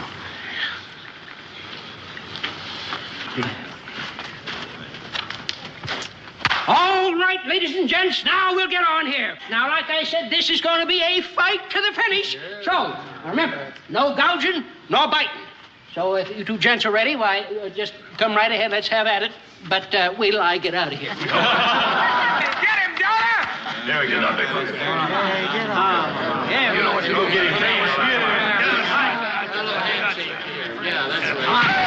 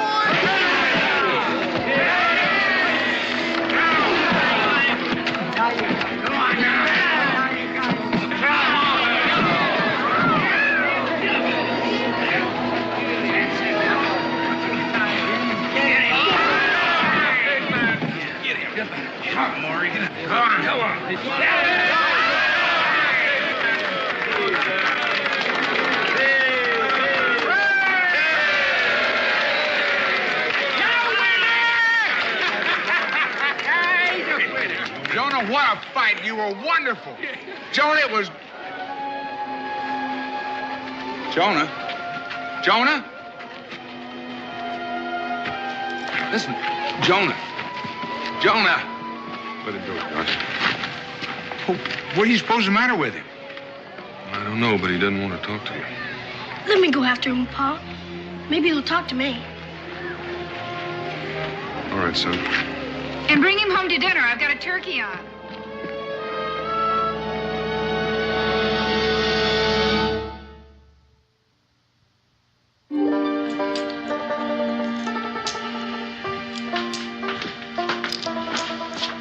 Why are you looking so downhearted? Just thinking what a fool I've been. No wonder Jonah won't speak to me. Well, here, try a little of this. If this doesn't cheer you up, you're in a real bad way. Dinner's all ready to put on the table as soon as Israel and Jonah get here. Where's Jonah? He's not coming. Well, he hasn't heard or anything, is he? Nope, he's going away. Going where? He didn't say. He's just leaving. Well, why would he do a thing like that? Because he thinks he's a failure. Because he can't keep his promise to your uncle about helping you with the land. You being as irresponsible as you are. Becky, you got to excuse me. I got to get over there before he leaves. Dinner will keep, and I think we should all go along.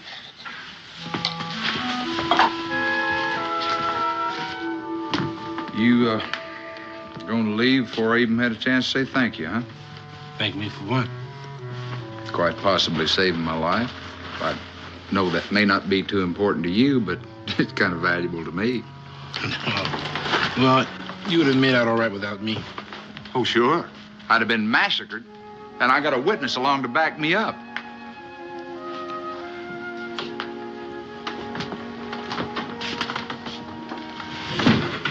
Why are you leaving, Jonah? Mr. Boone, I gave my word on something I couldn't make good in. It was a mistake for me to interfere in Mr. Josh's life. Man has to live with his mistakes, but I never heard where he had to live in the same house with them. It's not your mistake, Jonah. It's Uncle Langston's. He's a good man. He meant well, but he's got no right to dictate to anybody how they're going to live. Me, a planter? If I was going to be a planter, I'd have been a planter a long time ago. Guess I found that out. I'm not finished yet. I'm not the only mistake he made. You're the other one. Served him all your life. He had no right to ask you to serve him after he'd done cashed in his chips. And of all things, being a slave to somebody like me. Now, does that make sense or not? Well, it makes sense. So, as of right now, you're not serving anybody but yourself. Because you're free. I'm setting you free, and I'm going to find a paper that'll make it legal. Mr. Josh, Furthermore, you now own one section of Kentucky land.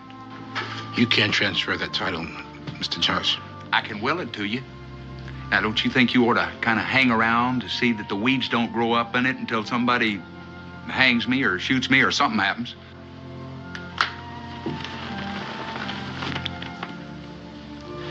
Mr. Josh. Last thing. Don't call me Mister anymore. That's all I got to say, Jones.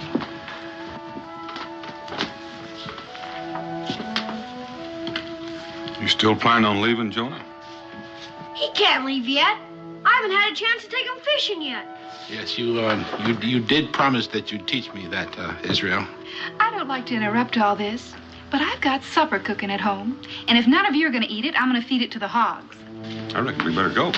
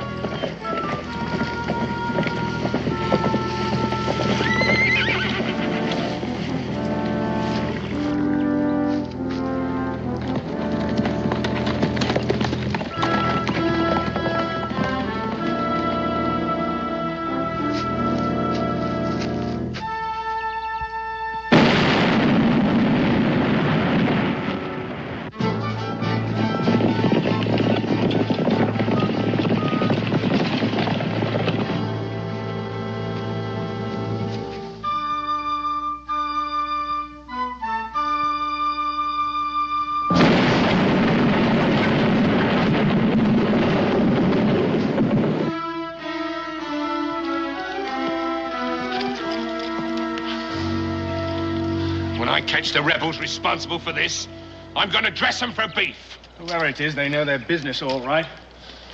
This is the third one they've snatched right out of our hands. The fourth, Corporal Barnes, the fourth, and it better be the last, because there's only one more left. Williams! Report to headquarters. Tell the colonel he'll have to cross the gorge above Hunter's Point, over the suspension bridge. Suspension bridge? I never heard of it. Let's hope the rebels haven't heard of it either. According to reports, it's falling apart. And if we're going to get there, Corporal Barnes, before they blow it up, we'd better get moving. Right. On the double. This way, lads.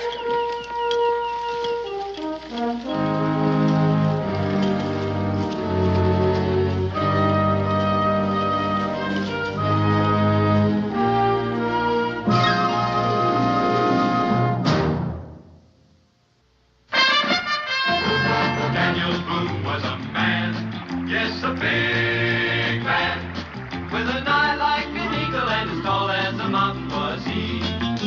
Daniel Boone was a man, yes, a big man. He was brave, he was fearless, and as tough as a mighty oak tree. From the coonskin cap on the top of old Dan to the heel of his rawhide shoe, the rippinest, roaringest, fightingest man the frontier ever knew. Daniel Boone was a man, yes, a big man, and he fought for America to make all Americans free. What a Boone wanted to do and what a dream come true was he.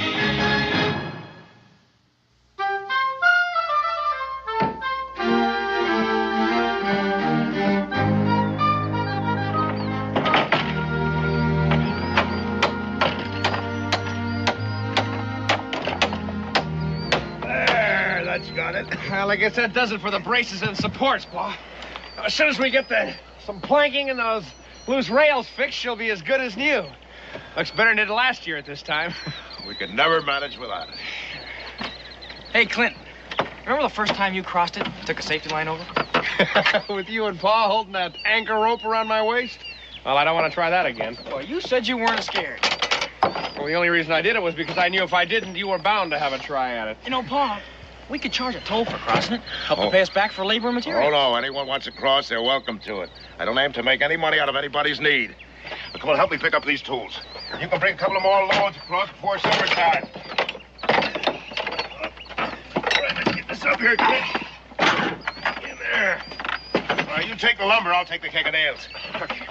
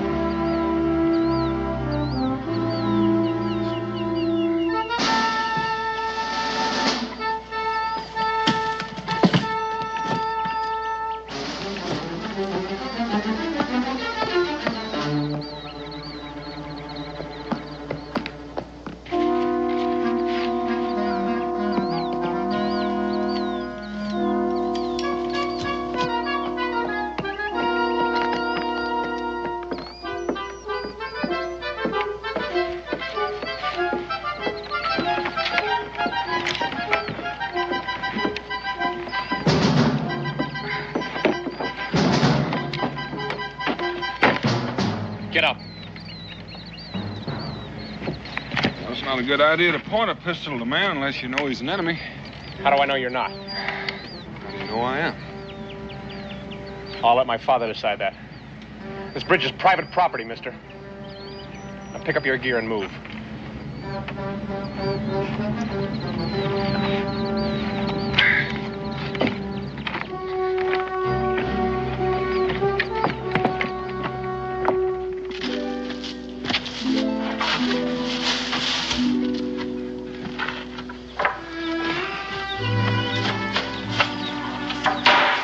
I'm over here, Clint. I found him by the bridge, Paul. You're a long way from nowhere, mister. Gotta state your name and business. My name's Boone, and I didn't get a... Daniel Boone? That's right. Well, I'm mighty sorry, Mr. Boone. But what with the war going on and everything, This here's the man that opened the Cumberland Trail in Kentucky. Ain't that right? I reckon so. We might not even be here but for him. My name's Bickford, Mr. Boone. This here's my two boys, Paul and Clint. Howdy, Mr. Boone. Sure, I'm sorry, Mr. Boone, for back there. It's all right, son. No harm done. Mr. Bickford, I need to talk to you. Why, sure, sir. Go right ahead. Well, I didn't happen up here just by chance. I'm here on Army business. Well, how come you're not in a uniform? Well, I'm not in the Army, but I have papers authorizing me to carry out my orders. Well, what do the Army orders have to do with me, sir? Possibly quite a bit. You may not know it, but there's a British regiment on its way up here now. Oh, how does that concern us? British intend to burn all the outposts, destroy all the forts. My orders are to see that they don't come across to this side of the gorge. Well, I don't know much about military matters, Mr. Boone, but I know I can think a heap better over a cup of coffee. Come on.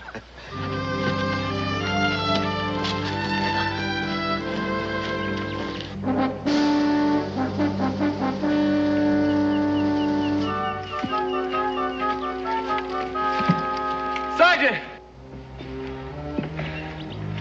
Can't we stop here for a breather? We keep on going till we reach that bridge. We can't keep up with you, Sergeant. We need rest. You men can rest when the bridge is secured. If you insist on going on, sir, you'll have to reach that bridge all by yourself. And if somebody blows that bridge Private Orks before we get there, the colonel's apt to be very, very upset. Now get out! Come on, move! All of you!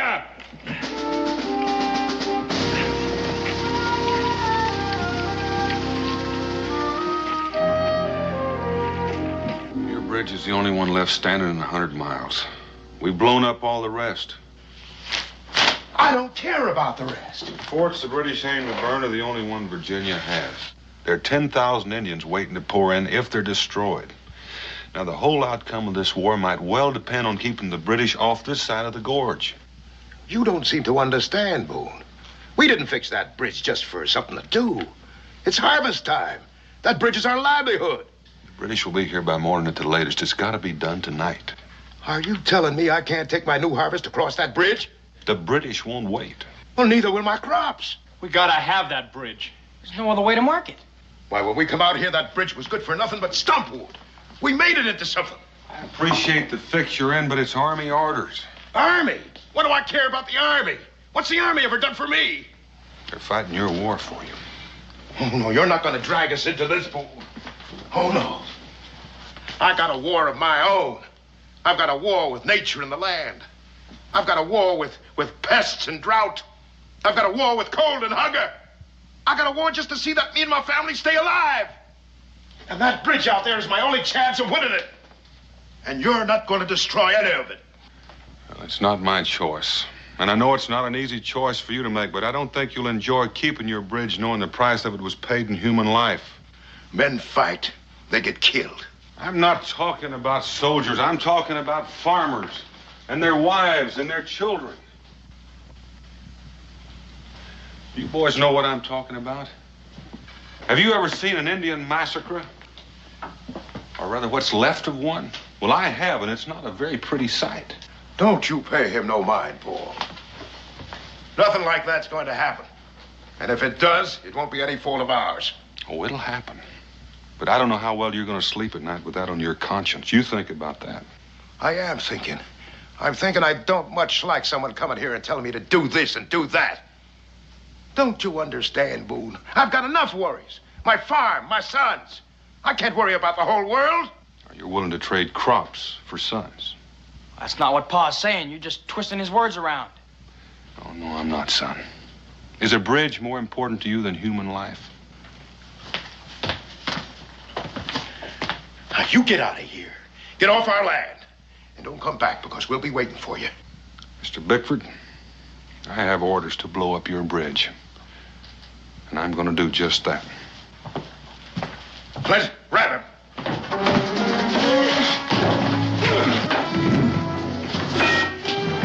Grab him! Grab him, Clint! Let's go. Why don't you open up the cellar door?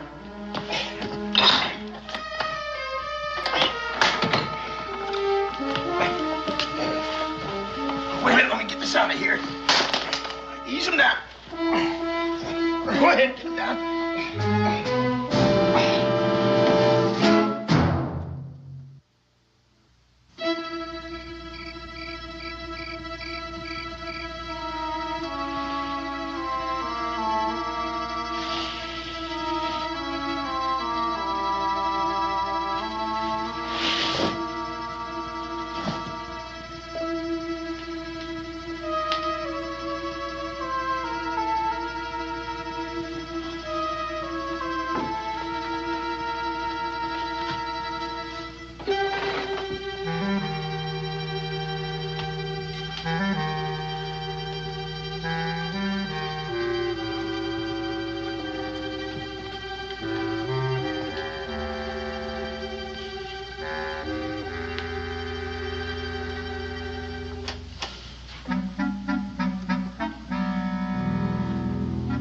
Supper's on. Come on, let's eat. No sense of letting the food get cold.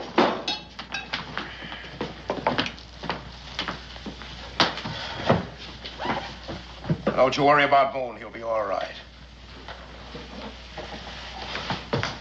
We thank the old Lord for watching over this house, for giving us the courage to persevere, for blessing us after all these years with good crops. Amen. Eat your food, boy. I'm not very hungry, Pa. You will be tomorrow when we start harvesting. You know, Pa, I've been thinking. About what? Well, about things. About things, hmm? Pass potatoes. Well, about what Mr. Boone was saying.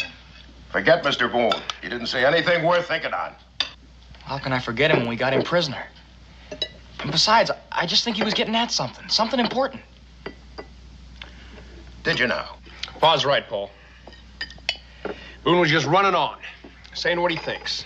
That don't mean we have to think the same. Yeah, but I never heard the war talked about that way before. I mean, I never did worry about anybody else's stakes in it except our own. A man wants to survive out here. That's all he better worry about, son. But crops for lives? Would you really want that on your conscience?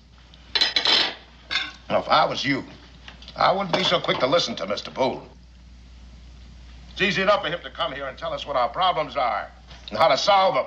But he can just walk away after it's all over. Well, we gotta live here and take what comes. You're too young to remember. We had a good crop once, ready for harvesting. And what happens? Neighbors' cows broke through the fence and trampled the crops. What they didn't trample, they ate. Now, what the neighbors do about that? They just said, we're sorry. Just like Mr. Boone. They gave us half a side of beef. Half a side of beef. Had a scratch to make it through that winter. What do you think we came out here for, Paul? I know, to get away from people, to have some peace. Get away from the war, I reckon. But it seems like the war's come to us now. And maybe it's like Mr. Boone said, there's just no way for us to stay shut of it. Mr. Boone! Mr. Boone!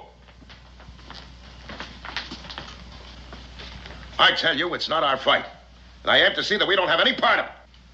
Well, you always used to say us settlers had to stick together if we were ever going to be free. If there was ever going to be a really good country here. Well, what's the use of being free if you're hungry? If you're not free, you shouldn't even be here. Now, this is the gratitude I get. Not a thing I ever did wasn't for you boys. And now the first stranger comes along, you start repeating them as if he was the only man on earth who knew anything. I was only asking some questions, Pa. Don't ask any questions.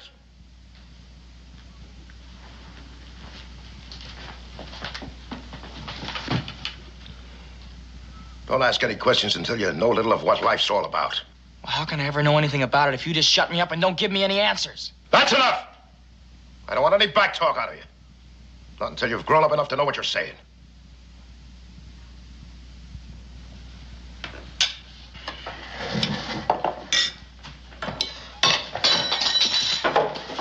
Where do you think you're going? I have a little talk with Paul. You didn't have to be so hard on him. Well, let him simmer down for a while. If I'm not hard on him, how's he going to learn? Life is going to be hard on him. Like it is hard on all of us. He hasn't grown up enough yet to start passing judgment on his father. He wasn't passing judgment on you, Paul. He was just trying to sort things out for himself. You always said before a boy becomes a man, he's got to do that. Oh, this is different. What we're talking about is something else again here. Well, maybe that's so, but I still think that... Don't argue with me. I wasn't arguing with you, Pa. Maybe Boone had a thought there. Oh, about the situation. Now, don't you give me any trouble. I know I'm doing the right thing. You know, anything you do is going to be the right thing with me, Pa. Still, it don't set easy with me. Keeping Boone prisoner. For 2 or 3 days? Till we get our crops across the bridge? Now, what's the harm in that? None, I suppose. All right, then stop worrying about it. Well, my congratulations, Sergeant. I may never be the same again, but it seems like this time we beat the rebels. We haven't beaten them until the regiment crosses to the other side. Now, I want all you men to stay alert and keep a sharp eye on this bridge. Is it all right if we rest while we're doing it, Sergeant? You'll stay alert, Corporal, by walking your post until the regiment comes. Another few hours won't kill you. You Hawks and you Carpenter, keep your stations here. I want this side of the bridge secured. The rest of you follow me.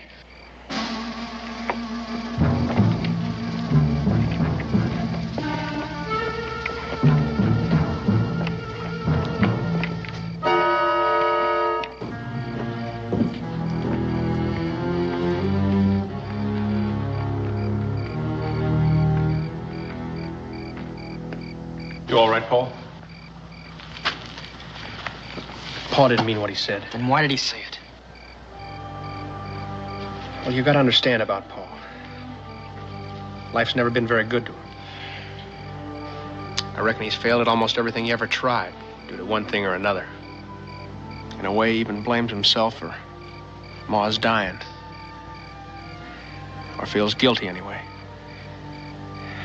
Because she never had the things he thought she ought to have.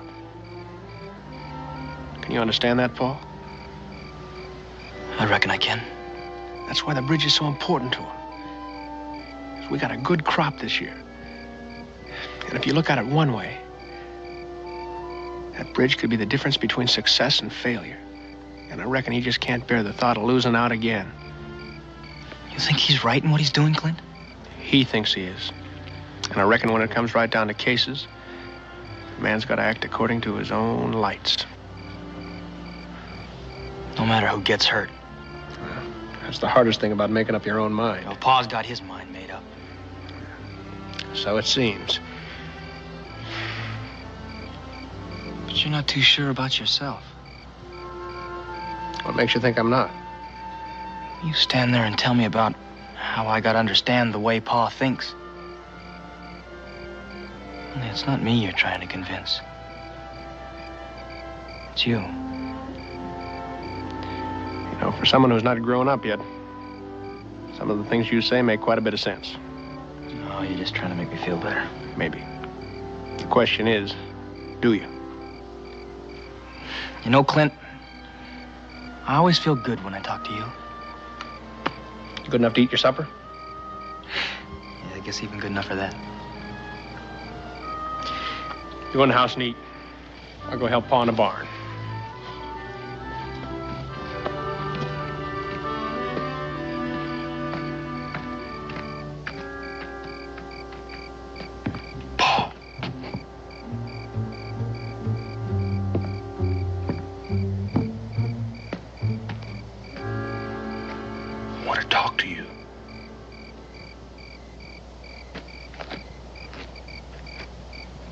What about?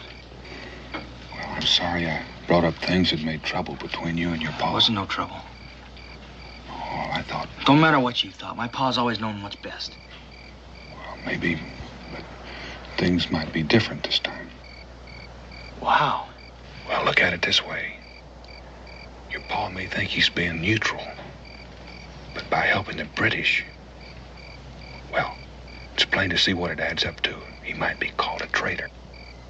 You don't know what you're talking about. My pa's no traitor. I'm sure he doesn't mean to be, but that's what it adds up to. And by your helping him, that makes you one, too. I know what you're trying to do. I'm trying to get you to keep your father from becoming a murderer. A murderer? Paul, what do you figure he's going to do about me? I don't know. Let you go, I guess, when he thinks it's safe. He lets me loose. He knows the Continental Army gets wind of what he's done here. He'll be hanged as a traitor. That leaves only one thing for him to do, to kill me. He couldn't. Paul, when a man wades deep enough into a river and the current gets at him, it'll carry him away whether he likes it or not. Hey, you there.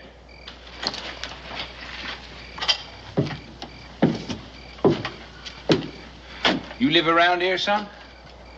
Well, yes, sir. Why? You seen any strangers around here, skulking near that bridge? We're stuck out in the hind end of nowhere here, sir. We don't see folks for months on end. Regular hermits, eh? Who's here, then, apart from yourself? Well, just my father and my brother. They're bedding down the animals. Go and get them, son. Right, lads, let's have a look inside.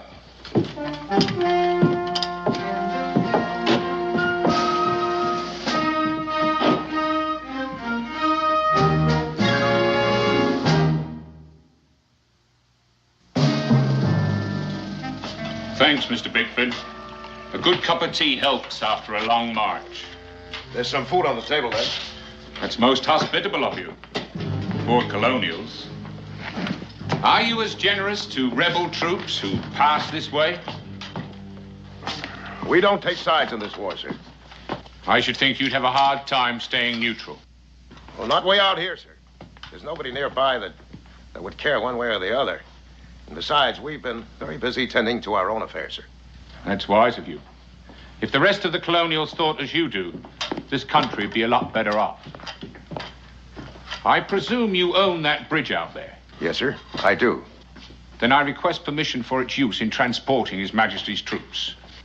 Just go ahead and use it. I reckon it wouldn't do me any good to say no. I think you're quite right, they say. Full rifle, Sergeant, all I could find.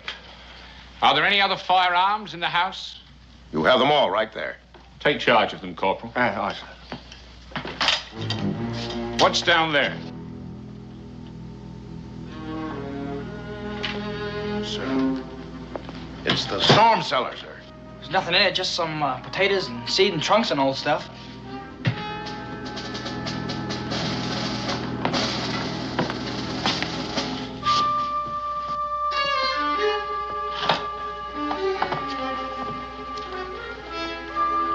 Hey, wait a minute, Sergeant.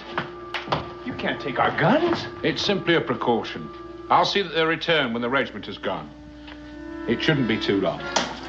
Right, lads, let's go.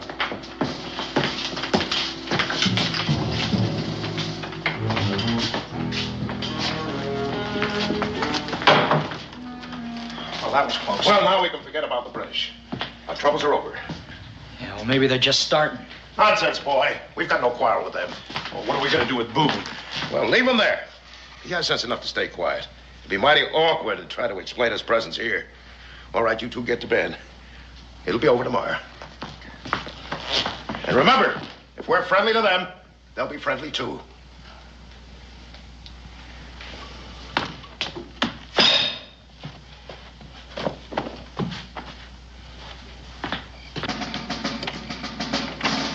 Sentry? We brought some souvenirs for you. Some extra armament in case you need it. Just put them down over there. Anything going on? It's been quiet as a Sunday in church, Sergeant. Too quiet. I don't like it. Haven't you had your fill of hearing blasting powder going off?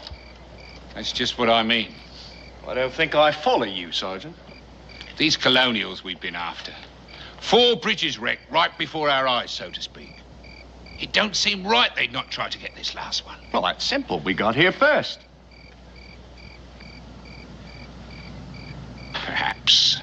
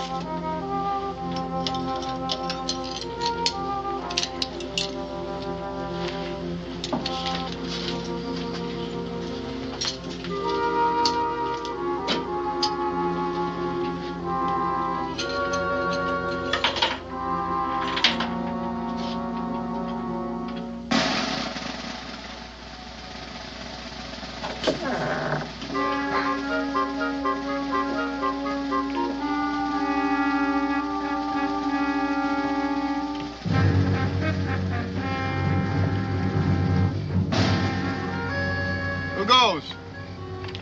I said, who goes? It's me, Paul Bickford. What are you doing out here at this time of night? I couldn't sleep. I just thought I'd get some fresh air. Well, you picked the right place for it, son. You nearly got an air hole blasted right the way through you. Now go on, get back to your cabin. Yes, sir. And don't let me catch you out here again.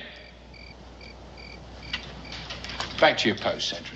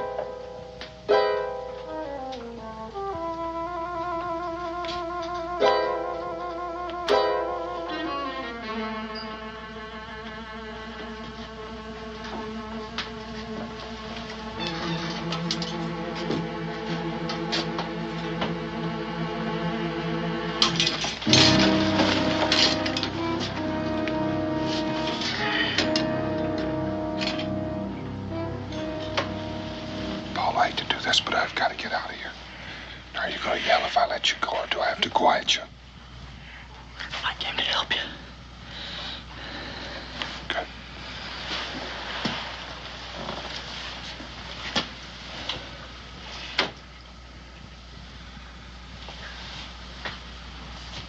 Is there anyone awake up there? No. Mr. Boone, what you said about my pa's becoming a murderer, you weren't lying to me, were you? I wasn't lying. My pa ain't gonna see it my way. But it just seemed to me I sort of had to save him from himself. You'd better get out of here. It's coming on to first light.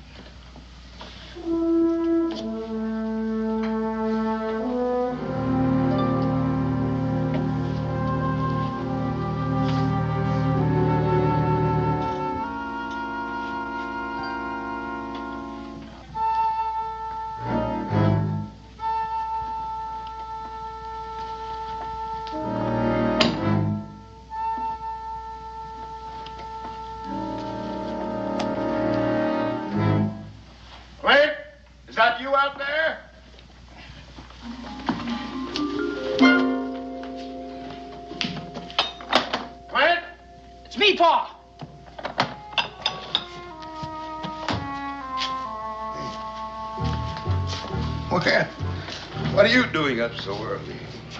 I couldn't get any sleep, Pa. I knew there was a lot of work to do today. Just thought I'd fix the fire and put on the coffee for you and Clint when you got up this morning. Oh, that's real thoughtful of you, son. It'll be a while before it's done, Pa. I'll call you. Ooh, it's not worthwhile going back to bed. By the time I got dressed and washed, breakfast will be done, and then it'll be light enough to tend the stock.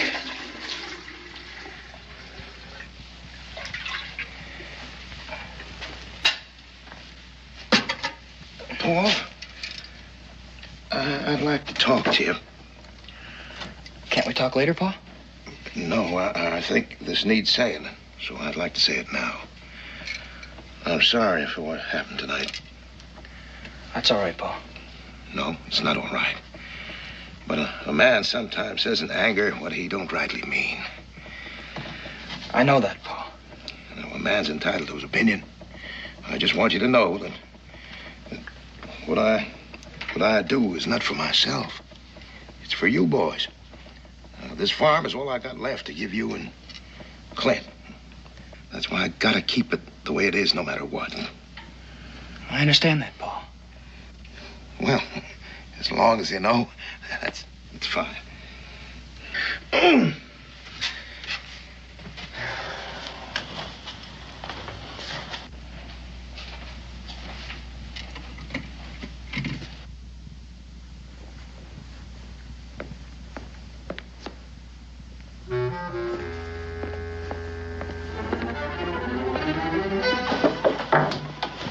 What is that?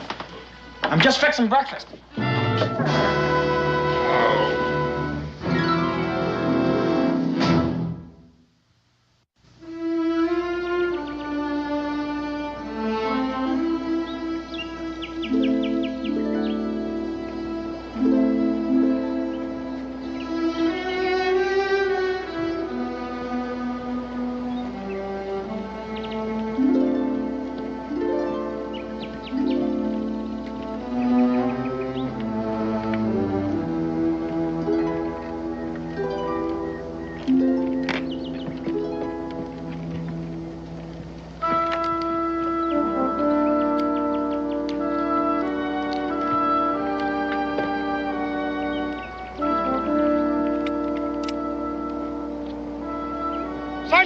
down!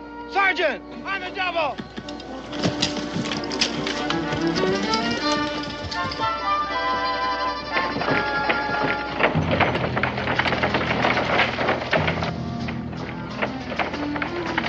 What's the trouble, Carpenter? It looks like a bag of blasting powder tied under there. Cut it loose.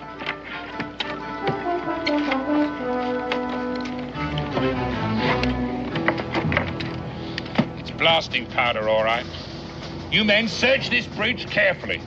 You, sentry, come with us.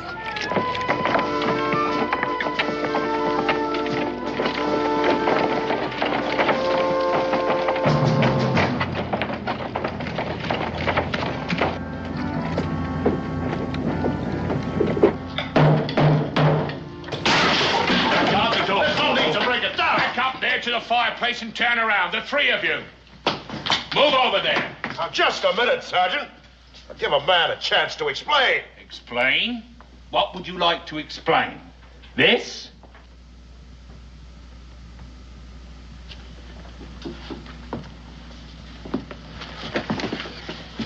Just some potatoes and seeds and a few old trunks, eh? Sentry, open the cellar door.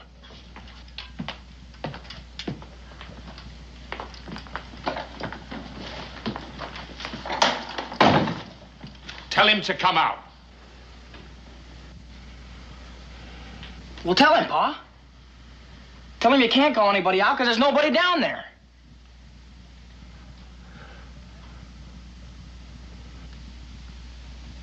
I shan't ask you again. Tell him to come up. Well, you heard what my boy said. There's nobody down there. We'll soon see. If you've lied to me, I'll have you all before a firing squad. Keep an eye on him.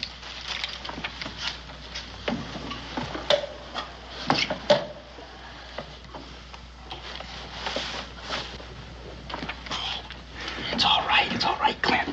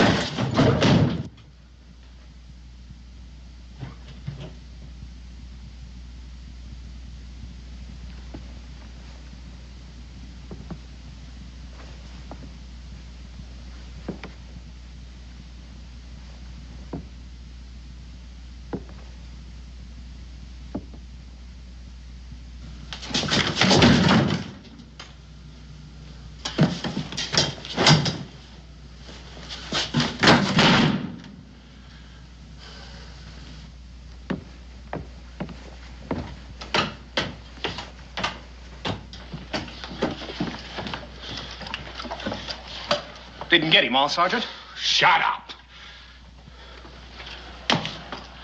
Go and search those outbuildings. The both of you. Aye, sir.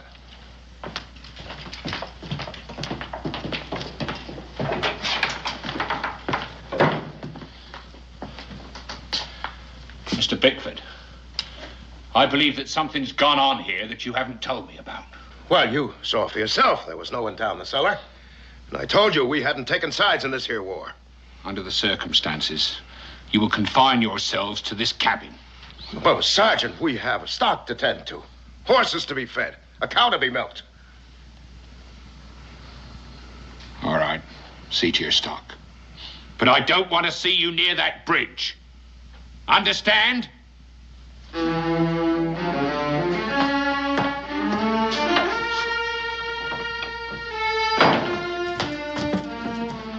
I don't need to ask who let him loose. Or are you both to blame? I did it, Paul. Clint had no part of it. I thought so. Clint has too many brains. Why, Paul? It's like you said, Clint. A man's just got to do what he thinks is right. You young fool. What makes you think you're grown up enough to make a man's decision? Do you know what you've done? You've as good as killed us all. Come back here! Paul, wait. Don't you see? What if Boone had been in that cellar? Well, it's just lucky that he wasn't, that's all. Are you turning on me too, Clint? No, I'm not turning on you, Pa. But Paul did what he thought was right. He couldn't stand to see a man killed.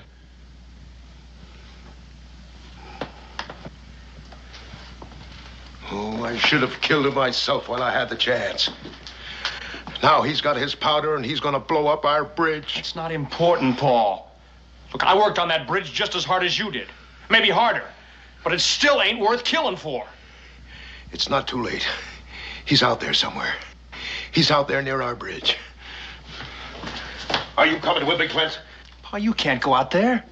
The British are still there. I could explain to the British. They'll stop Boone from blowing it up. Pa, will you listen to me? Boone can't blow up the bridge. Not with our British still there.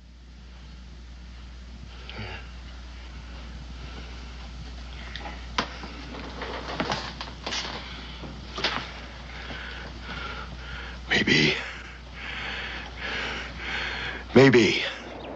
Anything going on? Not a thing, Sergeant. There has to be someone around here somewhere. You two go and search the woods. Barnes and I are going to have a look over the other side. Come on, Barnes. They're right, Sergeant.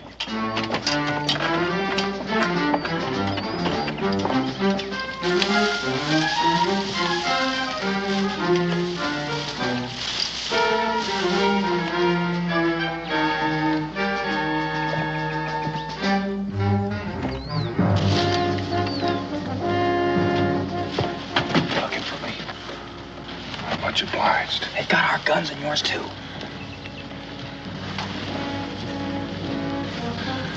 Our guns are stashed right over there. And we'll get them back just as soon as the sentries go to the far end of the bridge.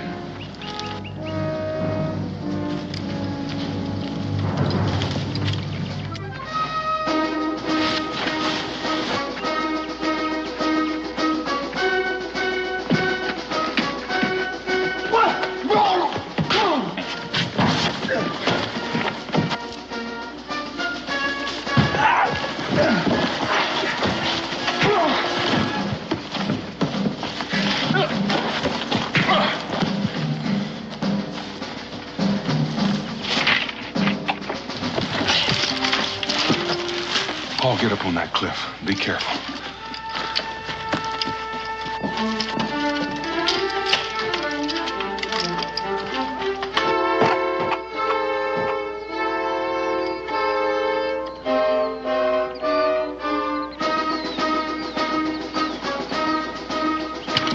I'm here, Mr. Boone! Keep them back!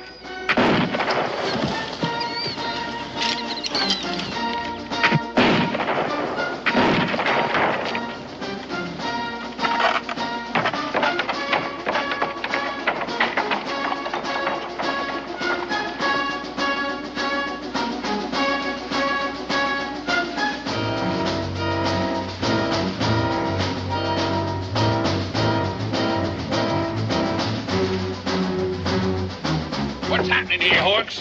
That kid on top up there. Here, never mind him. Get this man on the bridge.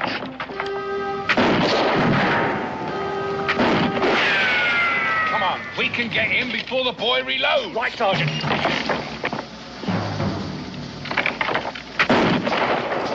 Hey, he's got all those rifles. Get back. No, keep going, keep going. I'll get him, sir. Come on in, Hawks.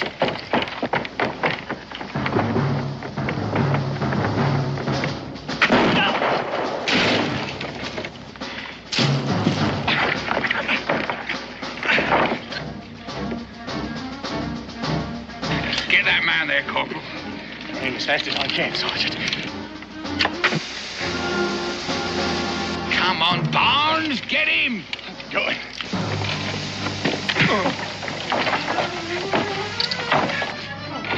He's not in the clear.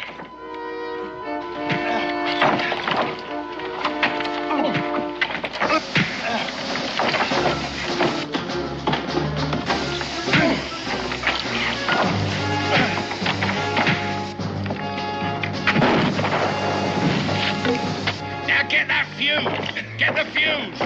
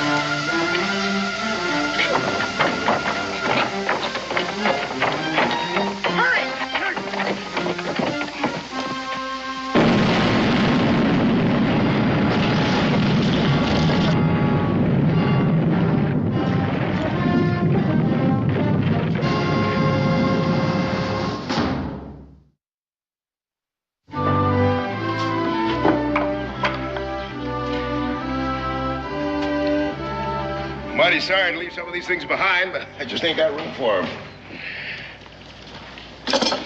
Well, you'll come back after the war. Build a better bridge than the last one. Oh, no, Mr. Boone. We start depending on it like before. When a man's got just one thing to depend on, he's apt to give it a value which is all out of reason. That bridge pretty near lost me all I hold close. My sons and my pride, my self-respect.